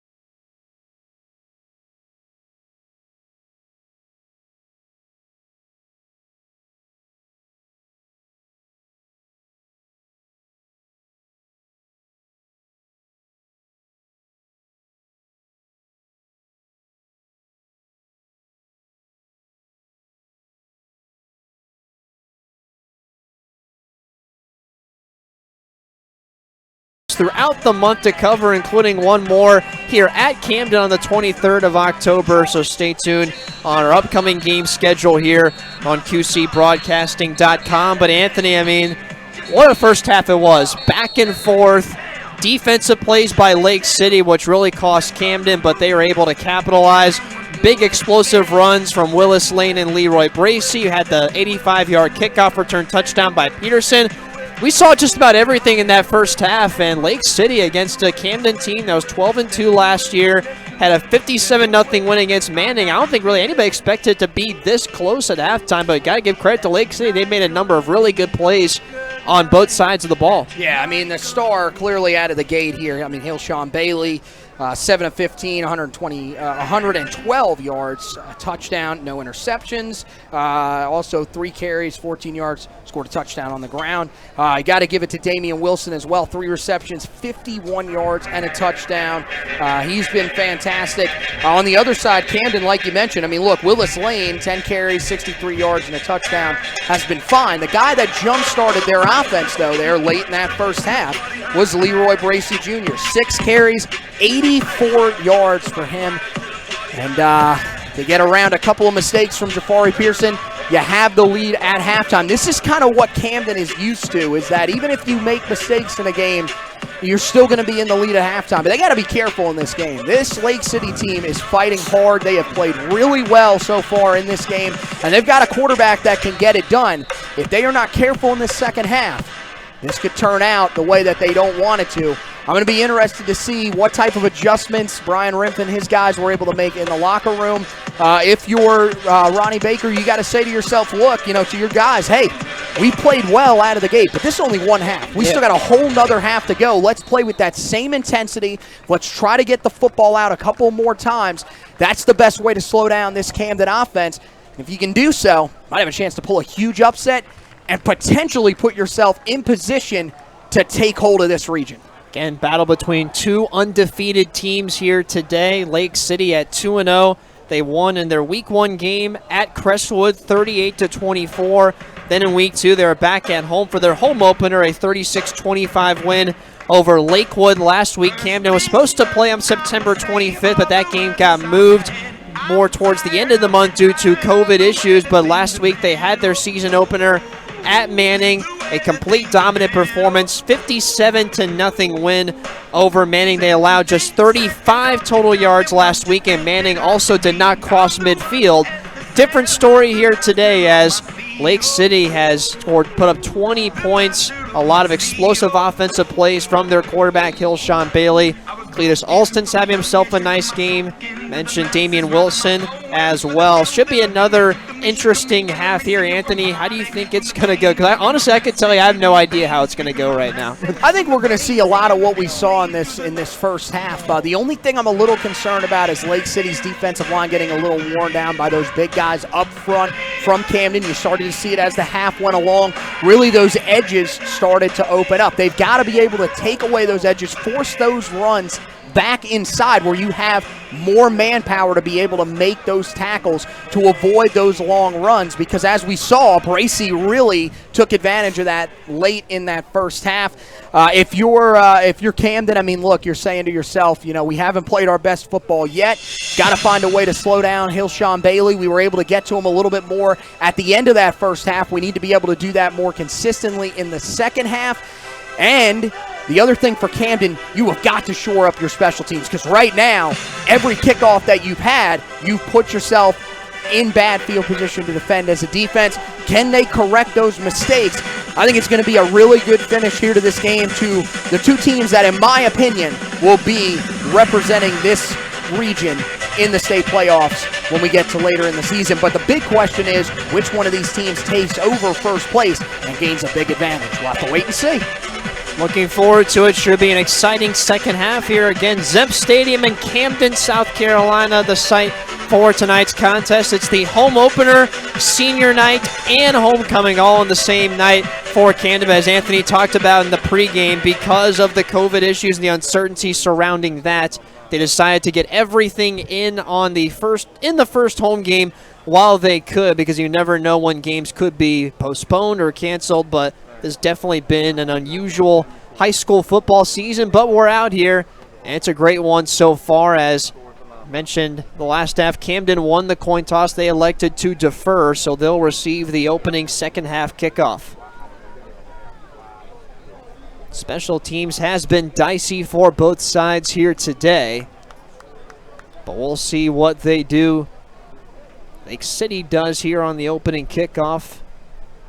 Camden definitely has a couple of threats to take it all the way back. A couple updates from around the state. Ridgeview and Lexington, really interesting game there. Lexington playing their first game of the year after a successful year a year ago. Ridgeview making a statement instead, 35-12. AC4 and Irmo, two teams in the Columbia area matching up.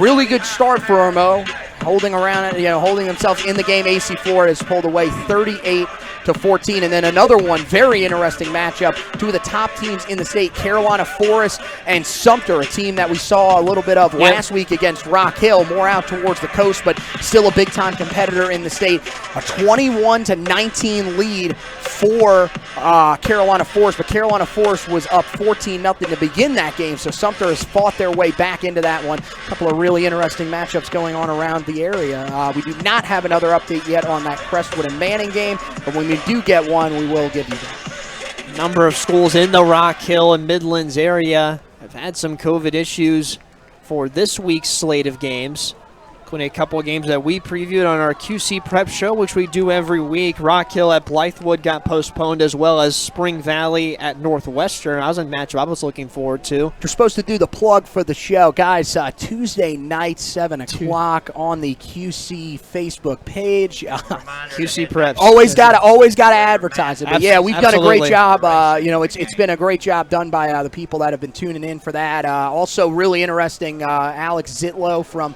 the Rock Hill Herald and Prep stopped by. So yeah, we're really excited that we've been able to cover this state while North Carolina's taking their time getting back to things.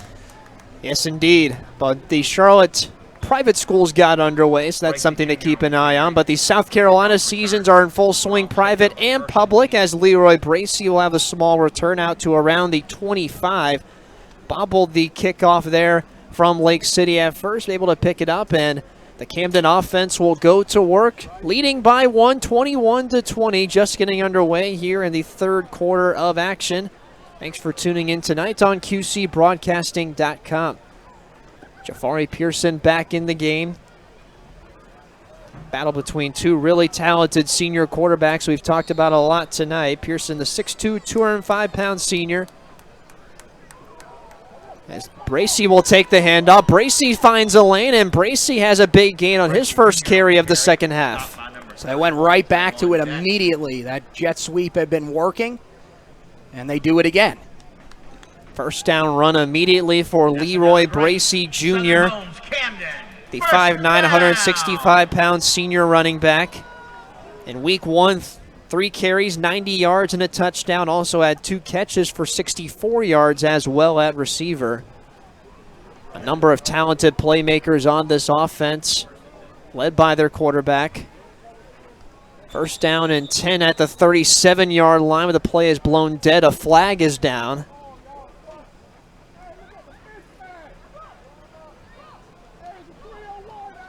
It'll be offsides, the call here on Lake City. Penalty is against the Panthers.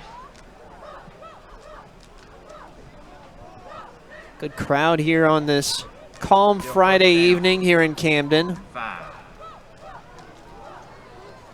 That's really filled in as the game's gone along, especially over on the right side here. Absolutely.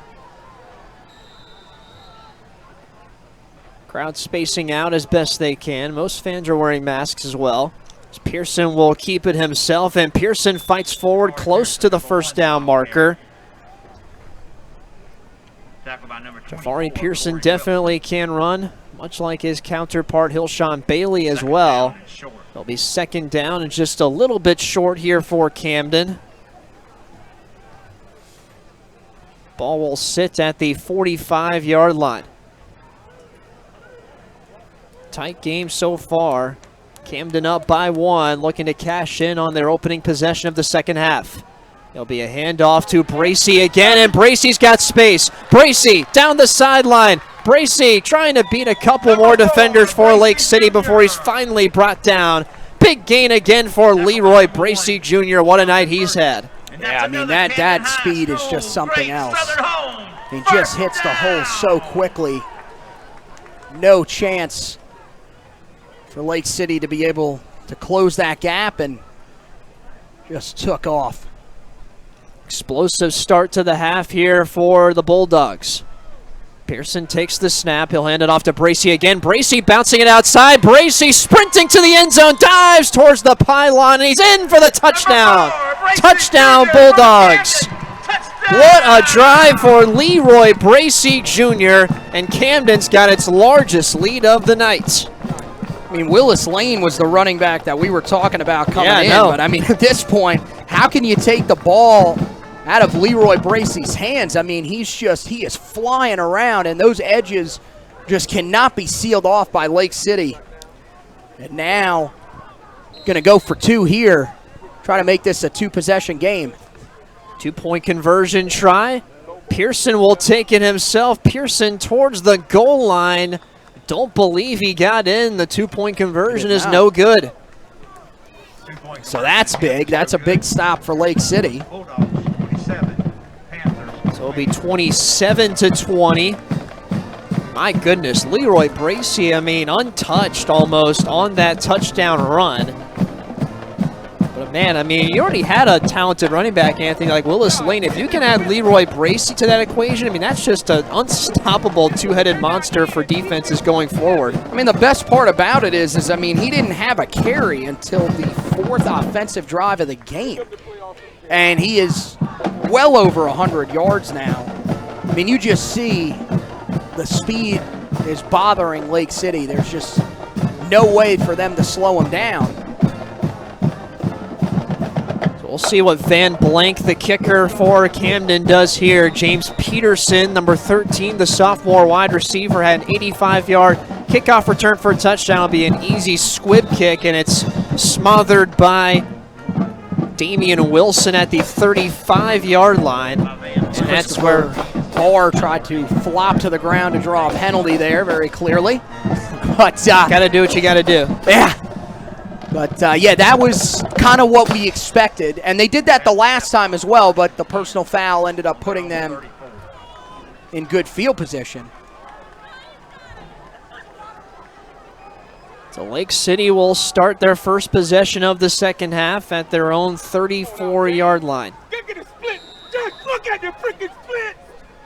We apologize for any of the language that you guys may possibly be hearing there. That was a classic Roy Williams frickin' there, but in case there is a little bit more vulgar language, we do have our mic up on top of the press box here, which is right next to the defensive staff. So there may be there may be some explicits that we cannot control there, but it is understandable. We get fired up when you're coaching a team, so especially in a close game like this. I mean, got to be on your toes. First down, quarterback keeper carry for Hillshawn Bailey. It'll be 2nd down and 6. Ball at the 39-yard line. 27-20 Camden as they score on their opening possession of the second half on a big-time touchdown run by Leroy Bracey Jr. So hand it off to Cletus Alston. Alston looking for some space on the outside, but does not get much as he's met immediately. Tackled that time by Jaheim Williams. And again, it was right there, Joseph Burns. Fantastic. Jaheim Williams, another really special player, coming off a huge year a year ago. One of their leading returning tacklers, 85 total tackles, 18 tackles for loss, 6 sacks. First time we've really called his name tonight, which is a little bit shocking. But he, last week, had a big week, 7 total tackles and a forced fumble. So you would expect in the second half we'll hear that name called. As for Cletus Alston, just not a lot of room for him. He's been trying to get to the outside, and there just hasn't been there. Bailey back to throw, fires across the middle. Caught by Damian Wilson, but again, there's Joseph Burns.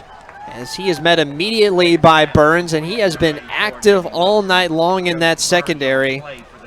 Burns, I mentioned, has a couple of D1 offers on his plate currently from Charleston Southern and Davidson. Many more to come. 2019 for Burns, 108 tackles, 2 interceptions, and 2 fumble recoveries. So a good defensive stand for Camden, trying to now create some separation. High snap on the punt, but able to get it away. This one will land at about the 42-yard line. So a short punt for Lake City, and it'll be good field position once again for the Bulldogs. At the Bulldog 42-yard line. And if you're Camden, I think your game plan is probably give Leroy Bracey the ball any way possible. I mean, that's what you got to do. I mean, that's what's worked so far. But yeah, I mean, if you're Lake City, that's what again, like I said, I talked about it right before we came back from the half. I mean, you've got to be able to seal off those edges. Make them run the ball in between the tackles. Because, I mean, look, Willis Lane, he's had a couple of runs where he's, shown that he's a powerful runner. You want to have a chance to at least bring him down, gang tackle. And that was something they were doing early. We haven't really seen that as the game's gone on. Pearson on the keeper. Pearson's got some space. Pearson on the outside, and he's got a first down. Quarterback run for Jafari Pearson. A big gain for the Bulldogs as he's shoved out of bounds at around the 40. But that's a Camden. Great Southern home. First down. Ball will be at the 42-yard line. First down run for Jafari Pearson. So we'll see Camden here trying to get back on the board. Create some separation for the first time from these Lake City Panthers here this evening. Here's the handoff to Willis Lane. Lane bouncing it outside. Lane pushing forward. Didn't quite get the first down, but he's close as he's shoved out of bounds by a host of Lake City defenders. Shoved out by Javier Brayboy along with Corey Wilson. Brayboy mentioned his name in the first half, had a big interception against Jafari Pearson for his second turnover of the night. What a great run there by Willis Lane, too, running like right behind his left guard, able to see there was room, put his foot in the ground, bounce it outside, 7-yard gain. Pearson will keep it, and he's got a first down. Nice and easy there for Jafari Pearson. If you want to say that, I mean, he had to lower his shoulder there. He's taking some big hits, and remember, he did fumble earlier in the game, so that is definitely something to keep an eye on. They're still letting him be aggressive as a runner. First down. Lake City trying to show some resistance here to the Camden offense to begin the second half. Right now, the Bulldogs just driving down the field. 27-20, 7:05 and counting here in the third quarter. Both teams undefeated on the young season so far. Pearson takes the snap. Pearson quickly fires it towards Lyles, and he makes the catch. Nearly a pick there for Lake City, but somehow Lyles able to come up with the grab. That would have been a pick six No for doubt. Bryce McIntosh. That was extremely close. Great job to read the screen, but even better job by Anthony Lyles to somehow come out of there with that and find a way to pick up 8 yards as well. Gosh, you got to hand it to Jafari Pearson. They're really threading the needle on that screen throw. Yeah, that would have no doubt been taken the other way if Bryce McIntosh could have gotten his hands on it. And a handoff to Lane, and he is shoved down. So he's brought down by T.J. Jackson, slammed to the turf. Second down. Third down and short. Be third down here for Camden. Third down and 2. Opportunity here for Lake City to put a stop to this Camden offense, which has been hot coming out of the gate, and somebody jumped at the line of scrimmage. This would be big if this is on Camden. Back them up again. I mean, you got to think, so far from Pearson, 6 throws the entire night. Offsides against the Panthers. And his offsides called against Lake City. Camden, first down. So the Panthers jump, and they will give Camden an automatic first down. And that hurts if you're Lake City. For Camden, another chance inside the red zone. See if they go back to Bracey on the edge. Haven't seen that play here in a few minutes. So It'll be a first down here for Camden. The handoff to Willis Lane. Lane running to the left, and he's met for a gain of a few yards for Willis Lane.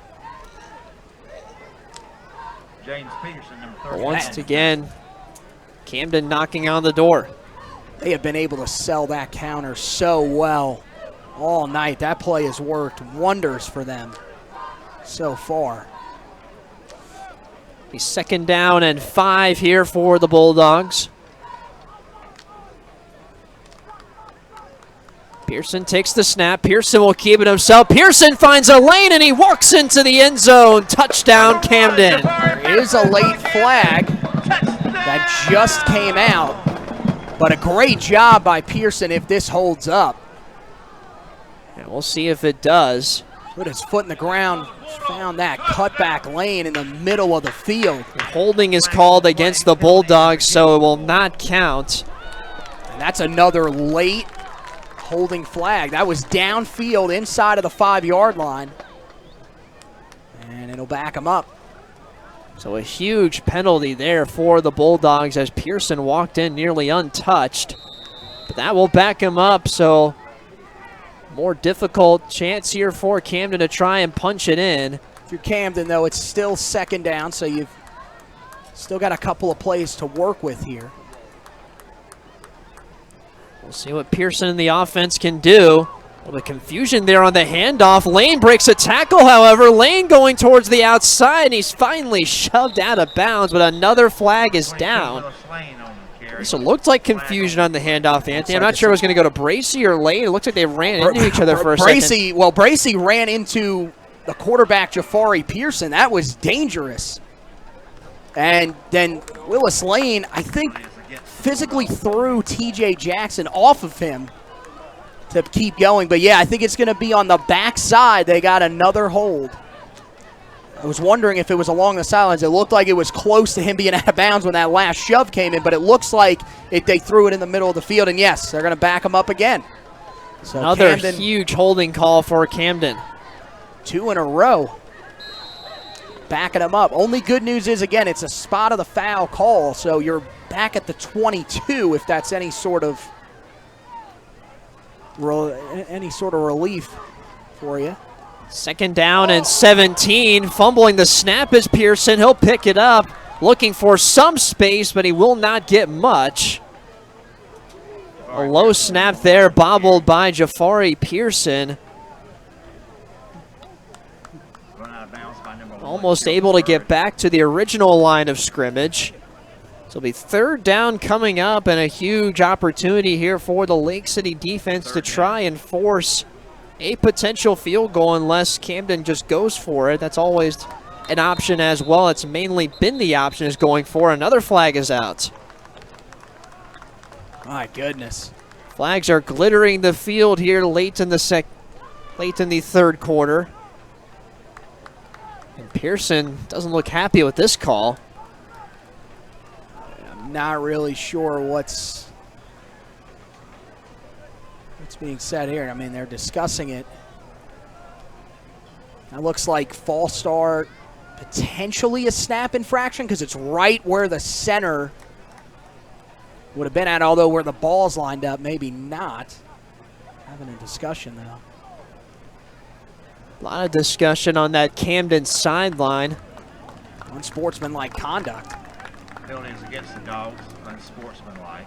Wow, I did not see that. Maybe the only thing I could think is maybe someone's still unhappy about one of the earlier holding calls. I mean, I've never seen guys in their stance get an unsportsmanlike. That is something else.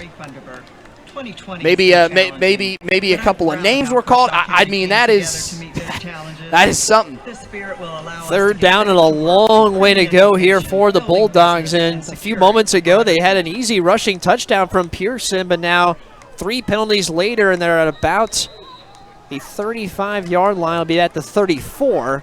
Now it's third and 31 on the play. Pearson going deep down the field. He's got a man wide open, Anthony Wiles, and he's in for the touchdown.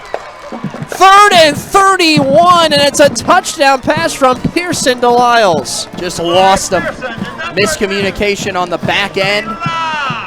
Lyles out of the slot, wide open in the middle of the field. And just like I said, looked like miscommunication on the back end for Lake City, and that's a big one right there. Had a chance to get off the field on 3rd and goal from a mile away. 3rd down and 31, and the connection from Pearson to Lyles is successful. 2-point conversion try, direct handoff to Willis Lane. Lane trying to get in, and he does. 2-point conversion successful, the second one tonight for Willis Lane. It'll be 35-20 Bulldogs, and wow, I mean, Anthony, quite the turn of events there. I mean, Camden originally had the touchdown, 3 penalties, 2 holds, and unsportsmanlike conduct. I mean, Lake City was getting all the breaks in the world there, and then just, like you said, to say like the you least. just said, lost Anthony Lyles on that route, and there's nobody within 10 yards of him. I mean, first pass attempt in the second half, just the 7th all night. But this is what Jafari Pearson is known for. Even if he's a guy that's not going to stand back there and throw it all night, when you need him to make a play, he comes through and makes a play, makes a big play there. And now, like you said, first time we've seen tonight some separation in this game. How does Lake City respond, and can Camden keep their foot on the gas? Squib kick here for Camden. They'll just try and keep it away from Peterson. It's picked up by Cletus Alston. Alston running outside, but won't get much. He can't avoid but taking a big hit. I mean, another big hit right there. Senior running back. 35-20 Camden. It's been all Bulldogs here in the second half so far. Leroy Bracey Jr. touchdown run, followed by a passing touchdown from Pearson to Anthony Lyles. Lyles, I mentioned last year, was the team leader in touchdown receptions with 12. 39 catches, 723 yards. Another update that just popped up on my phone about one of those games we picked in the QC Preps pre-show earlier this week. First Baptist Hammond. They like defense. 7-6, First Baptist on top of Hammond. So we're going to look like idiots because we both picked Hammond. We'll see. I mean, it's hard not to as Bailey goes deep down the sideline but overthrown. And again, I mean, you're going at Cyreek Flowers, who is just, I mean, he has let nothing by him on that outside. Again, going for Shaquan Epps. And Fowler, excuse me, I said Flowers. Fowler. Great coverage. Yeah, Shaquan Epps, I mean, we've only heard his name a couple of times tonight. He was their leading receiver entering the game. 3 catches, 90 yards last week. He's got 150 on the season, but you mentioned, I mean, Zyreek Fowler has just been all over him. He's done a terrific job. Yeah, you can tell that's been a focal point for Lake City. Make sure these guys don't hurt you deep because they've been able to do that so far this season. Lake City in need of a strong offensive possession here. Bailey back to throw. Bailey over the middle, overshoots his target. He's looking for C.J. Barr across the middle. It was nearly intercepted in the secondary. Burns was there. So quickly it'll be 3rd down and 10 after 2 straight incompletions from Hillshawn Bailey. And this feels like a very important 3rd down in this game. I feel like if you give this ball back to Camden a chance to go up 3 possessions, this to start to get away from you here. And again, this has been a down where Hillshawn Bailey has thrived, so gotta think there's still a chance here again. See if he's out there. Yep, Damian Wilson, you see him right there, bottom of your screen in the slot. See if they try to go his way. A little bit of off coverage there. Looks like the safety Burns. 3rd down and 10, and he is smothered immediately. Oh, there is the man. But there's going to be a flag late. I don't know what for there. Maybe, I guess, the celebration. That was Xavier McLeod, by the way, the sophomore. He said he's got an offer from South Carolina. I mean, he barely got the snap back and was almost underneath of McLeod.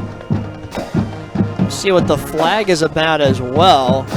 And Xavier McLeod does have an offer from the Gamecocks. Many more Power 5 offers to come, I have to imagine, just in his sophomore season. It's against Camden, so unsportsmanlike. So yeah, they called the celebration after.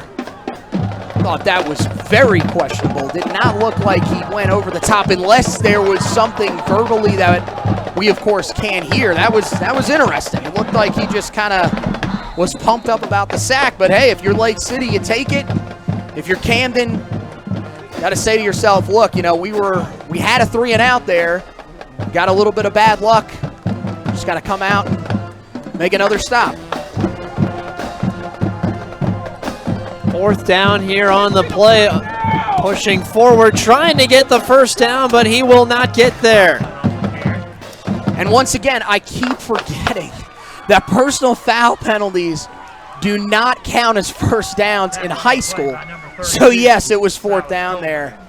They tried to go to Cletus Alston, but he did not get much. The Camden defensive line all over it, and it will be a turnover on downs for the Panthers. Interesting call there, by the way. Alston's really struggled to get positive yards here the last few drives. That was an interesting choice by Lake City, and now need a big stop from your defense here. 35-20. Camden very close to getting this game out of hand here late in the 3rd quarter. 3:02 left. Like Anthony said, Panthers need a big stop here on defense. Be a handoff to Willis Lane. Lane running outside. Lane still on the move. Has to have at least 4 Panthers to try and bring him down. He still didn't go down. I mean, the end of the play, he's still standing. But a huge first down run there for Willis Lane. And they're back close to the red zone. And he's just running through guys. And I mean, at his size, you just would not expect that from him. My goodness. Only 11 yards. Looked like a lot more than that, though. First down and 10 at the 27-yard line of Lake City. Bulldogs trying to add another touchdown here on the board. They'll hand it off to Lane. Lane looking for some space. Lane running outside. He's finally tackled. And did the ball come out? It's picked up by Lake City. And it doesn't look like there's much argument from him, so yeah. So a fumble by Willis Lane. The Panthers get the recovery. Everything seemed to be going well there, and that's exactly what you need, though, if you're Lake City. Couldn't quite tell who forced it. Looked like it was E.J. McComb, the talented outside linebacker that's committed to North Carolina A&T, ripping that ball out of there. And now a chance for Lake City again. So the momentum potentially could swing back in the Panthers' direction. 3rd turnover of the night for the Camden offense as well. Fumbles from Willis Lane and Jafari Pearson, a Pearson interception. Now a chance here for the Panthers. Here's Alston running outside. Alston trying to push forward for some positive yards, but only get a couple. Cletus Alston looking for some space, but as you mentioned, Anthony, Alston's been struggling a little bit here tonight. I mean, I hate to say that you got to abandon the run game, but I mean, at this point, it's just not much is going on right now. It's just, you know, your quarterback has made some plays for you. You feel like if you're going to win the game, that's what you got to start doing. I mean, I get, you know, you can't completely abandon it, but I mean, 2 yards there, 1 yard here. I mean, that's not going to get you where you want to go, unfortunately. But you got to give credit also to Camden's defense. They've been all over it all night in the run game. A 2nd down and 8 for the Panthers, down 35-20.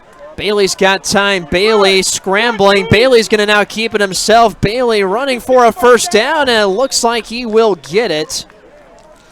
Like a big hit from the big defensive tackle, Xavier McLeod, who would come all the way down the field to make that tackle. But again, I mean, you see there, even though you don't throw the ball, you let Bailey improvise, and good things are happening. That's what you want to do if you're Lake City.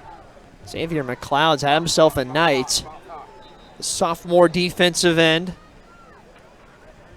And 20 tackles, 3 sacks, 5 tackles for a loss as a freshman last year for the Bulldogs. Number of really talented players on this Camden defense. So it'll be 1st down and 10 on the Hilshawn Bailey quarterback scramble. 1st down and 10 at the 41-yard line. If you're Lake City here, you desperately need to score to try and get yourself back in this game. They get a huge turnover, 3rd turnover of the night for the Bulldogs. Bailey in the shotgun, back to throw, and he's going to be sacked. Not much you could do there. Slammed to the turf by Marcellus Juggins. My goodness. He is hurt. A little roughed up. He got back up, but he took a big hit there. Just no help on the outside. Looked like the offensive tackle, Jordan Hemingway, just got beat off the outside by Juggins, the outside linebacker who blitzed. And a big hit. Only the 2nd sack by either side tonight. Both of them, of course, have been by Camden here on recent drives. I found that pretty interesting. Both quarterbacks have been under a little bit of pressure. But Bailey pressured again, dumps it off to Burgess, but he won't get much. And a flag is down on the play as well. Be interested to see what that was there. Into the 3rd quarter, by the way, as well. But I'll be interested to see what that call is, because I don't think there was any holding on that play, because that was a screen play, and once again the offensive linemen all bailed out. Whatever the penalty was, it appears to be declined. So that's the end of the 3rd quarter here from Zemp Stadium in Camden, South Carolina. The Camden Bulldogs on top 35-20 in what was an exciting back and forth first half, Anthony, but this half it's mainly been all Camden. They had those 2 big offensive plays, but Lake City gets the turnover they needed to try and get some momentum back on their side. This is going to be a drive that Lake City needs with time running out to try and get back in this game. Sort of similar to that 1st quarter. I mean, Lake City was up after the 1st quarter, but the scoring has sort of settled down. Things have, started to come together once again defensively for both sides. And, yeah, Lake City doing what they needed to do, forcing the turnover, but that Camden touchdown looming large. And, that's one that you could look back on. I mean, there's a couple plays you're going to look back on in this game, but I think, that touchdown from Leroy Bracey could be big. But, still some time here. You think Lake City's still got a chance. I mean, they've made some plays here, especially in the passing game tonight. So I'm not saying you should give up on them yet, but Camden's defense has stepped it up here in the 2nd half. That was clearly a message from Brian Rimpf in the locker room that our defense hasn't played the way we've wanted it to. Granted, they only gave up 14 points, but Lake City was still able to move the ball on them. I think that was one of the things they were focused on in that halftime locker room, and it's showing. Absolutely. We'll see what the Panthers can do here. Start of the 4th quarter from Zemp Stadium. Both teams unbeaten. Lake City 2-0, Camden 1-0. But Camden trying to get the victory here in their home opener. A big night for the Bulldogs. It's the season or home opener, homecoming as well as senior night. 3rd down and 17 here for Lake City. Bailey fakes the throw. Bailey looking deep, and it is incomplete. CJ Barr had it, but it's knocked out. And that's that man again, Joseph Burns. I mean, if there's a big play, he's always around it. A good job to extend the play, get out of the pocket, slide up, out of the pressure. Good throw by Bailey. It's just, a shorter receiver has to go up and get the football, takes a big hit. That's a hard one to hold on to. And really, it's one of those plays where if you look back on tape, you're going to say, okay, we did everything we could there. That's just a good defensive play. Burns, big hit. And again, I mean, it's just amazing how he seems to be everywhere, especially when there's a big 3rd down. He seems to be in the area. Not sure what happened there. It looked like the punt was blocked by Camden. And it looked like indeed it was.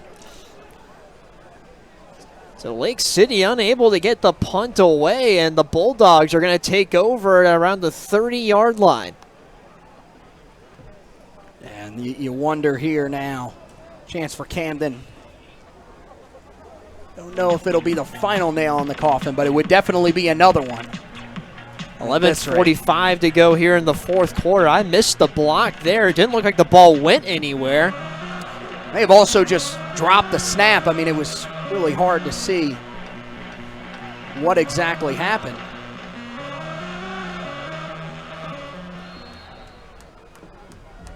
So the Bulldogs, after the blocked punt, will take over at the 28-yard line. Here goes Leroy Bracey Jr. Jr.'s got some space. There goes Bracey as he's finally shoved out of bounds inside the 15-yard line. It's just so slippery. I mean, they just cannot find a way to get him down. When he gets on that edge, he is just taken off for huge gains. Just a number of missed opportunities from Lake City on offense. You had that play on fourth down. C.J. Barr, I believe, was wide open across the middle. You missed that throw. You had the good throw to C.J. Barr, which was broken up by Burns. But we'll see here if this Lake City defense can step up as Willis Lane bounces it outside. Lane able to get a couple of yards before he's shoved out of bounds. Be tackled by Corey Wilson. A scuffle on the far side. We'll see if any flags are thrown. Wilson definitely aggressively shoved Lane out of bounds there.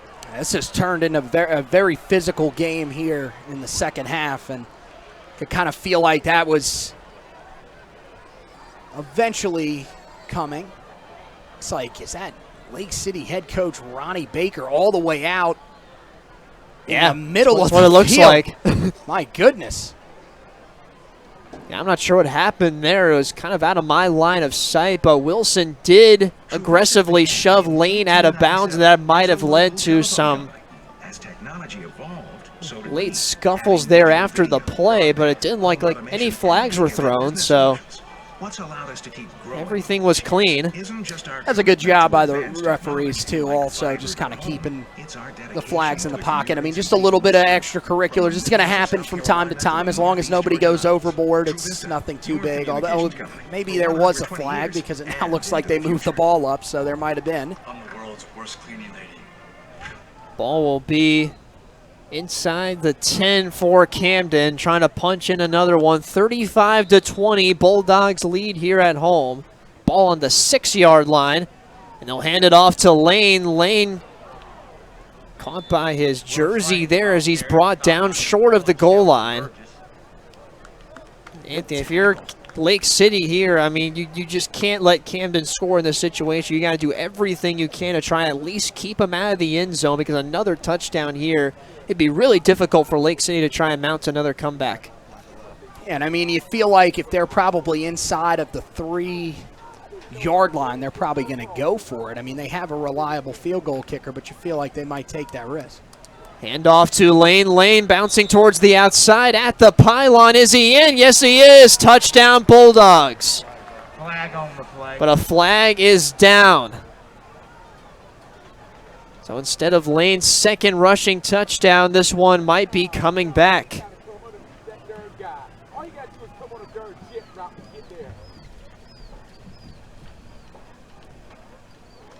Flag was down on the play, but it appears for the moment that the touchdown will stand, as Van Blank is on to attempt the extra point. Haven't gotten anything from the officials yet. And the flag was down. I assumed it would be on the offense. I'm assuming they just maybe picked it up. Picked it up, yeah, I guess so. As Van Blank, the kicker, is out there to attempt the extra point, so looks like the flag was indeed picked up. So it'll be a touchdown run for Willis Lane, his second of the night.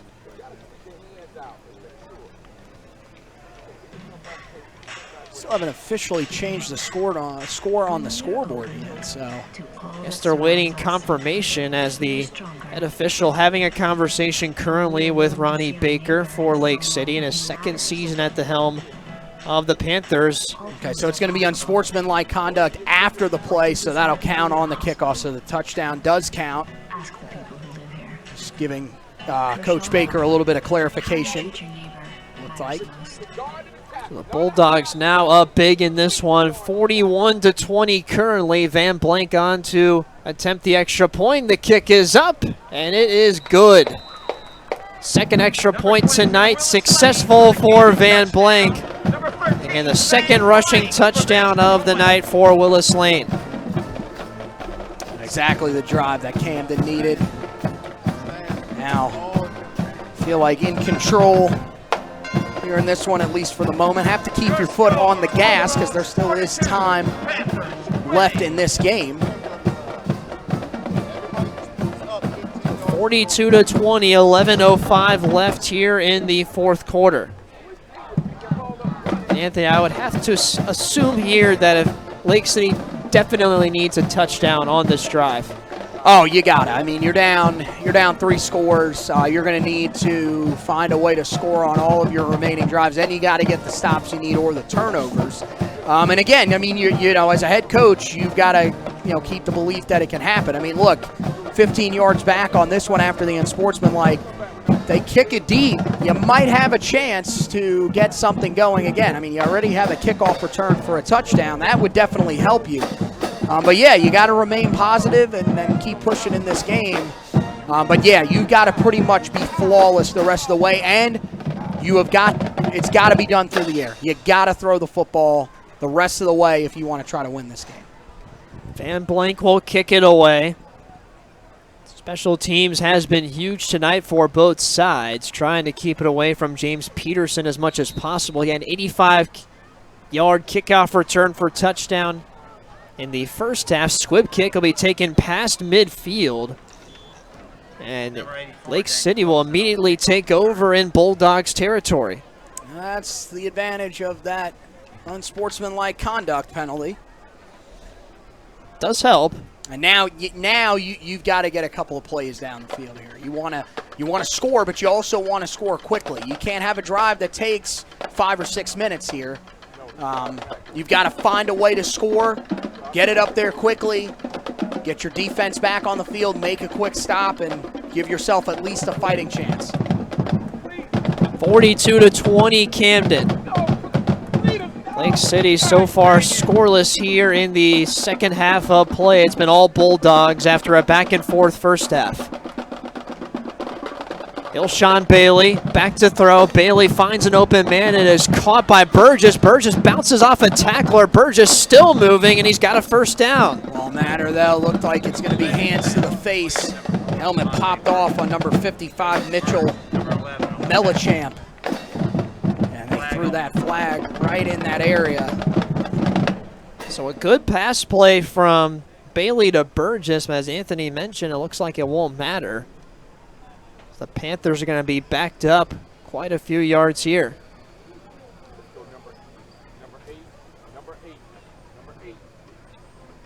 We've definitely seen plenty of flags here tonight, Anthony, that's for sure.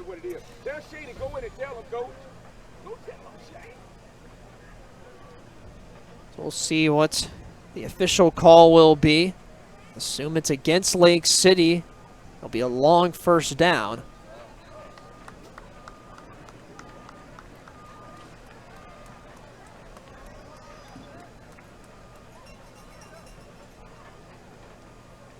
Now they're going to continue to discuss here. Looks like they're walking backwards, but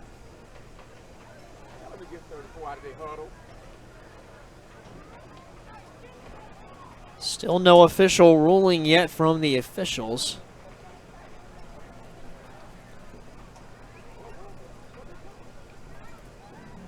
And there we go. So they're gonna get, my goodness. That's a big penalty, that's for sure. All the way back at the 40-yard line. Hands to the face. We'll back them way up. So it'll be first down and a long way to go here for Lake City, but an important drive here for the Panthers, down 3 scores. Bailey back to throw. Bailey under pressure. Bailey trying to get away, and he does. Bailey will go deep down the field. Overthrows Shaquan Epps. He was there. He was covered on the play by number 12, Zyreek Fowler. Has been all over him tonight. But a pretty good-looking throw there from Bailey. He had Epps open, but just a little bit too high. He's trying to make a fantastic play. I mean, that one you looked like you were sacked. You break away. First time that Epps has any sort of separation to try to make the catch, and it's just a little overthrown. Makes sense, and that's one of the things about these wide receivers for Lake City. A lot of small guys, so if you throw it up top, it's going to be hard for a lot of guys to go up and get the football. Bailey back to throw again. Under pressure, and he goes down. Jonathan Chavis there on the sack for Camden. And he got crunched in the middle. Looked like Van Blake, linebacker, was in there too. And now a Camden player down. A lot back up is Jackson Hembry.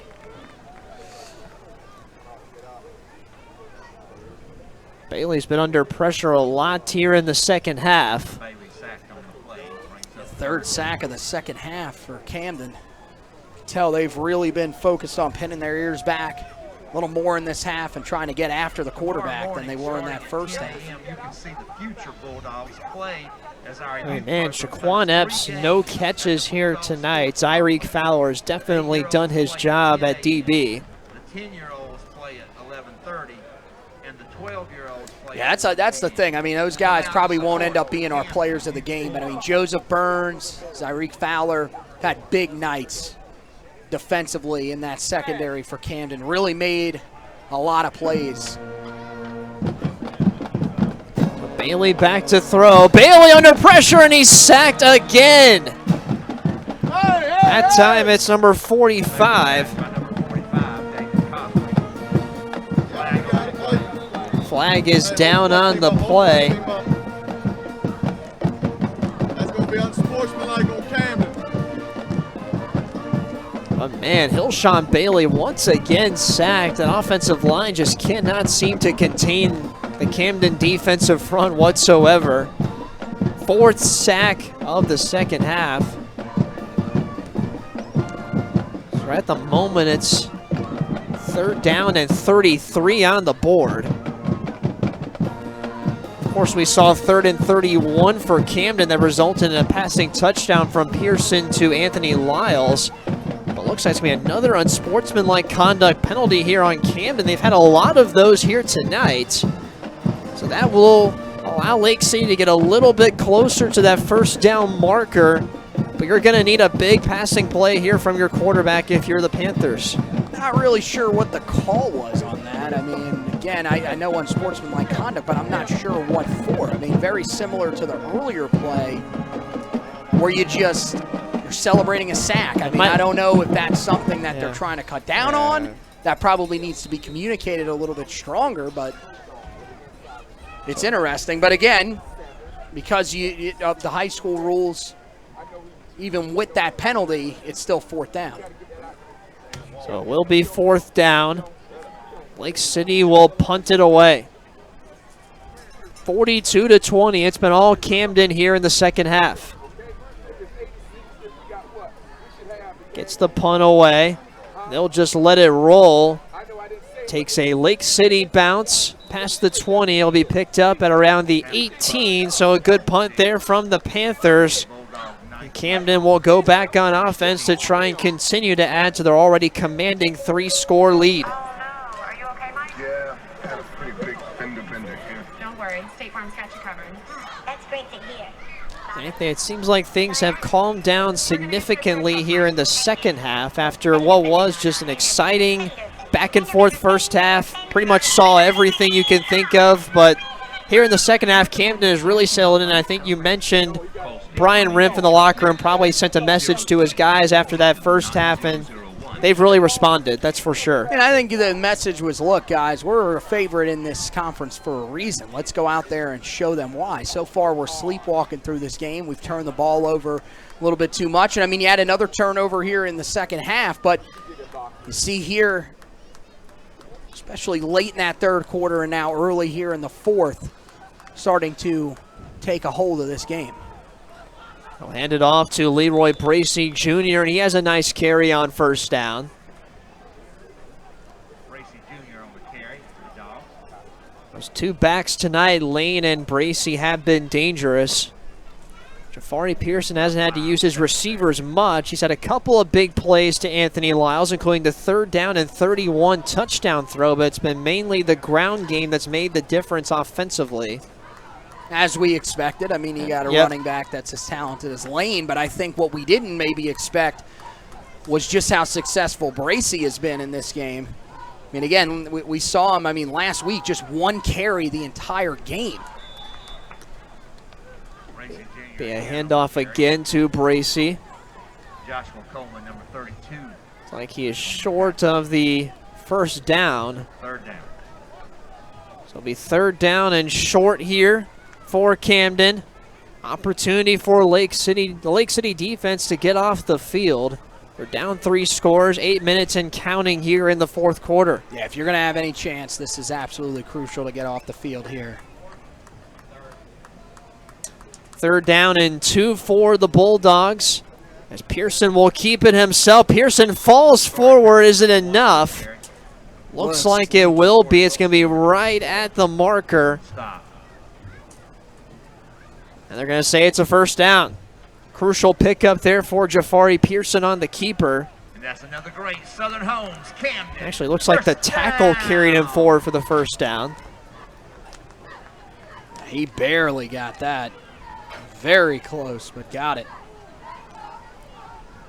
7:30 and counting here in the final quarter of play. Handoff to Willis Lane up the middle. Lane runs over a defender. My goodness. Willis Lane punishing Burgess there. Shamante Burgess ran right over him. That's what Willis Lane can do for you. I mean, again, he catches you off guard. I mean, you look at him, you think, okay, this guy's got to be one of those guys that's just a quick accelerator that succeeds on the edge, and now we see him just running through guys like it's nothing. 42-20, Camden in command. Pearson will fake the throw. Pearson under pressure. Pearson is flush. Pearson able to get off the throw and is caught and breaking a tackle for the 1st down. Pearson's pass is complete to number 3, Joseph Morris, we haven't seen a ton of tonight in the receiving game. Able to make a nice move there on a defender to push forward for a Camden 1st down. Joseph Morris, the 6'2" senior wide receiver.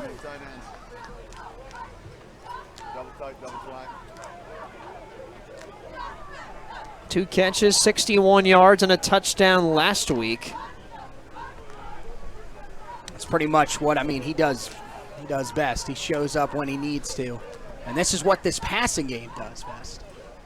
Bracey up the middle, able to fall forward. Gain of about 3 or 4 on the play. I mean, that's the problem right now for Lake City. Bracey Jr., every time he touches the ball, is at least 4 or 5 yards a touch. And that's just not a recipe for success. The running game has been dominant tonight, as we expected for the Bulldogs.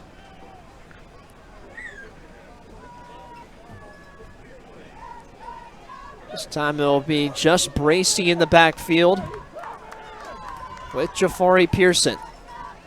There's the handoff to Bracey. Bracey running outside. Bracey's got a lane. Bracey making a man miss, makes another man miss, and Bracey's going to be down at the 5. Just a lot of missed tackles in the open field on him. And another one there.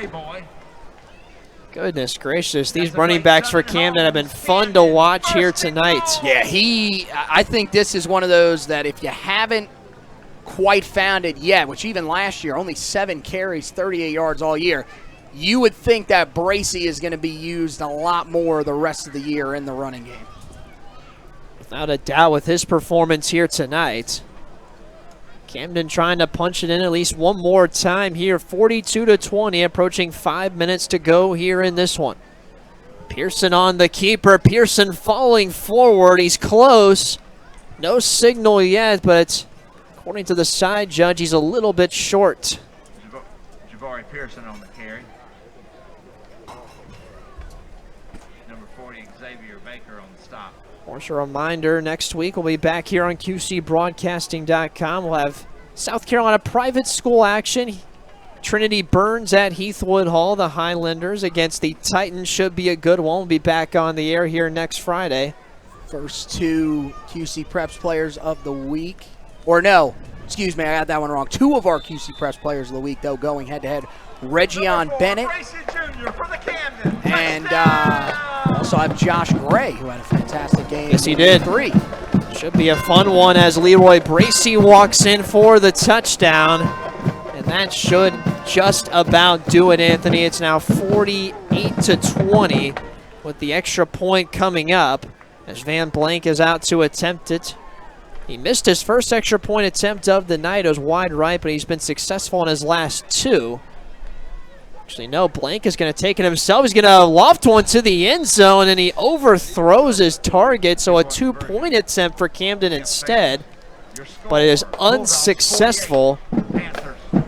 Still 48-20. That was probably not the play he wanted there. He was open, but just overthrew him.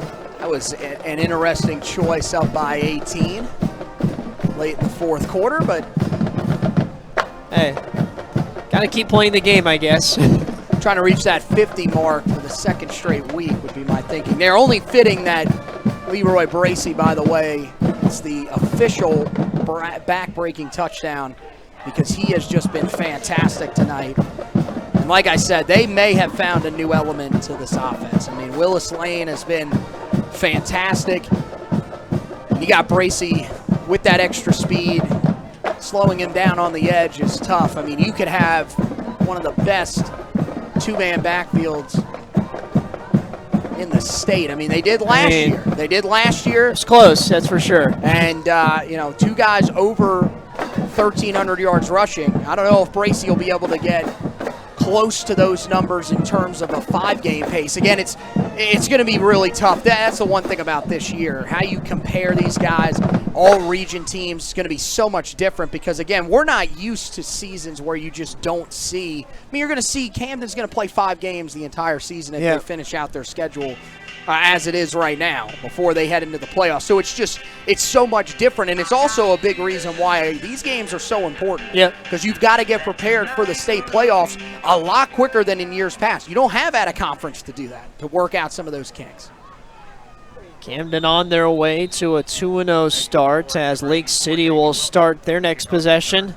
About the 38-yard line, 4:24 left here in the fourth quarter after a 21-20 score at the end of the first half. It has been all Camden here in the second as so far Lake City has been shut out by this Camden defense.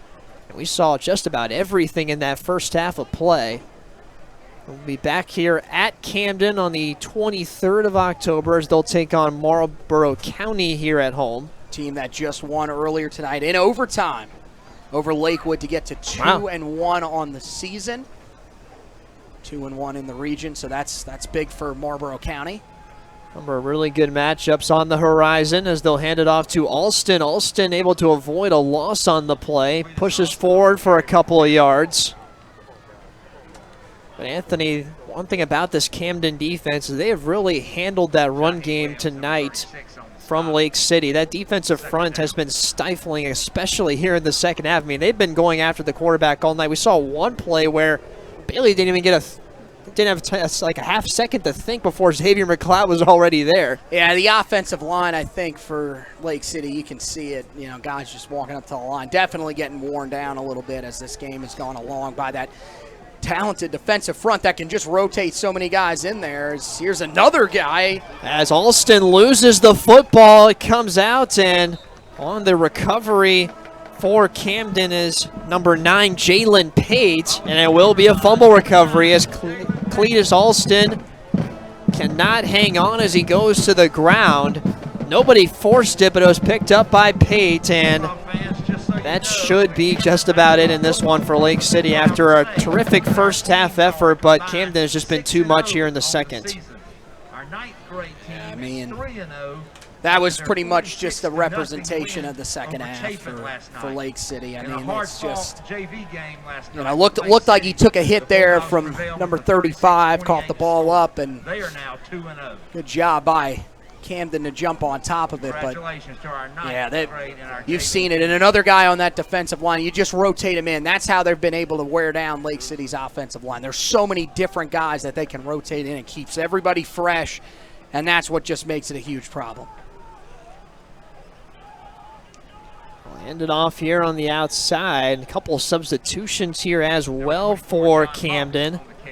Be the quarterback, number 15, Cawthon Best, the 6'2", 190-pound junior, in for Jafari Pearson. And a new running back in as well. It's going to be John Hawks, number 24. Nice 4-yard pickup there for him. Final drive, getting some of these young guys in there. So Cawthon Best, the junior signal caller, will step in for Jafari Pearson. A high snap, still able to get it. Still tosses to the outside. It's caught by Anthony Lyles as he's shoved out of bounds, close to a first down. So Best in along with Hawks. Hawks listed as an outside linebacker as well. He's in his junior season. Last year on defense, Hawks had 18 tackles, 1 tackle for a loss. So Best in for Pearson, who's done for the night. Certainly a well-deserved rest. Had made a couple mistakes early, but really settled in. Here's the handoff to Hawks. Hawks bouncing outside. Hawks looking for a lane, is able to get enough for the first down. Oh, maybe here's another guy they can integrate in their offense, and John Hawks. Just loaded in that backfield is the Camden Bulldogs. And junior running back that'll probably be back there a little more next year, you'd think, with the rotation that they've got there right now with Lane and Bracey. But yeah, definitely a guy to keep an eye on. Now he comes out of the game. It'll be Tevin Ely now in the game as Cawthon Best will go on the quarterback keeper, and he's got a first down. So Cawthon Best on the quarterback keeper is successful. So they'll go down at the 10-yard line. Hand it off to Ely. Ely running outside. Ely able to break a couple of tackles as he moves forward. Close to the goal line, so Camden once again trying to punch it in. 48-20 our score, 30 seconds. Final 30 seconds counting down in this one. This one looks like it'll be chalked up as ends up being a convincing win for the Camden Bulldogs after a very close first half. A strong effort from the Panthers, but this Camden team ranked number 14 in the entire state of South Carolina for a reason. They finished number 20 in the state last year after advancing all the way to the 4th round of the playoffs in a 12-2 season. Anthony and I talked about Brian Rimpf having very high expectations for this team. And rightfully so. I mean, as we've seen here in the second half. I mean, you got to think, this is a team that turned the ball over 3 times, didn't play their best game, and is still going to have a chance to score 50 in this game. I mean, that is what you want if you're a state title contender. And I mean, you look, I mean, we talked about it. This is probably their toughest test of the year. I mean, Crestwood is probably the only other game that you would look at and say they could give them a pretty decent fight. Outside of that, you would think this team should go undefeated. Now, granted, 5-0 is much different than 10-0 in a normal regular season. But, you know, this Camden team looks pretty stacked. And, I mean, for Lakewood, or for Lake City, excuse me, you know, really fought in the first half. You know, I think, you know, a couple plays in the second half go a different way. You might have been able to keep yourself around in this game. So still some positives you could take away, but a lot of work needs to be done. Cawthon Best will keep it, but he's tackled immediately. A loss on the play. Cawthon Best, I mentioned the backup in for Jafari Pearson, and that will do it. Camden, after a close first half, they completely dominated the second, and they come away with a 48-20 victory here over the Lake City Panthers in their home opener. The Camden Bulldogs improved to 2-0, while the Lake City Panthers suffer their first loss of the season. They're now at 2-1. Again, this was 21-20 at the half. It was back and forth. Lake City really had a lot of confidence, but Anthony, as we talked about, Camden made the adjustments they needed. They had a ton of big plays on offense in the second half, going a 3rd down and 31 pass play. They also took advantage of some penalties as well, but the Bulldogs, after a close first half, we thought this was going to be a close game all the way, at least I thought, but ends up being a convincing win the other way. Yeah, I thought Lake City would be able to hang around with them from what we saw in that first half, but yeah, you got to really hand it to this team that we saw from Camden. This effort that we saw from them in the second half was phenomenal. I mean, as I mentioned, I think that their defensive line was really able to wear down that offensive line of Lake City, and that was a big difference for them. I mean, they looked fantastic in that second half, able to get to the quarterback 4 times. That was definitely a difference from what we saw in the first half. And then, the timely plays. I mean, you saw a couple of really big runs. But again, the biggest play, I think, was that long touchdown on 3rd and 31, or 3rd and goal from the 31, like you mentioned. Pearson making the throw when he needed to, and Camden ends up pulling out the victory. Again, I've said it, I think both of these teams will be the representatives for 3A Region 6, but it shows that Camden is still a tier above Lake City when it comes to this region. Your final score from Zemp Stadium in Camden, South Carolina: Camden Bulldogs 48, Lake City Panthers 20. Before we go, we'll award our QC Broadcasting Player of the Game. And there's a lot of good performances today for the Bulldogs, but I have to say, Anthony, if you agree with me, Leroy Bracey has to get the nod for tonight, for his performance tonight. He was fantastic. I mean, 2 touchdowns in the second half to add to the yards that he had in this game. He was exactly what they needed. This offense early on in the game, I mean, Willis Lane was, he had some success, but it wasn't quite the success that we thought we were going to see from him. They get it into Bracey's hands. He's the one that ends up having the breakout performance in this one. And, I mean, he was just fantastic in this one. I mean, you finished the game 16 carries for 212 yards. It's not bad. That is amazing. And, again, he did not take his first snap, his first carry of the game until the second quarter. So, I mean, what a fantastic performance from him. All the focus was on Lane, and I think that's part of the reason why he was able to be so successful. I agree with you. Player of the game, Leroy Bracey Jr. Congratulations, first QC Broadcasting Player of the Game here in 2020. Thanks for tuning in all night long on QCBroadcasting.com.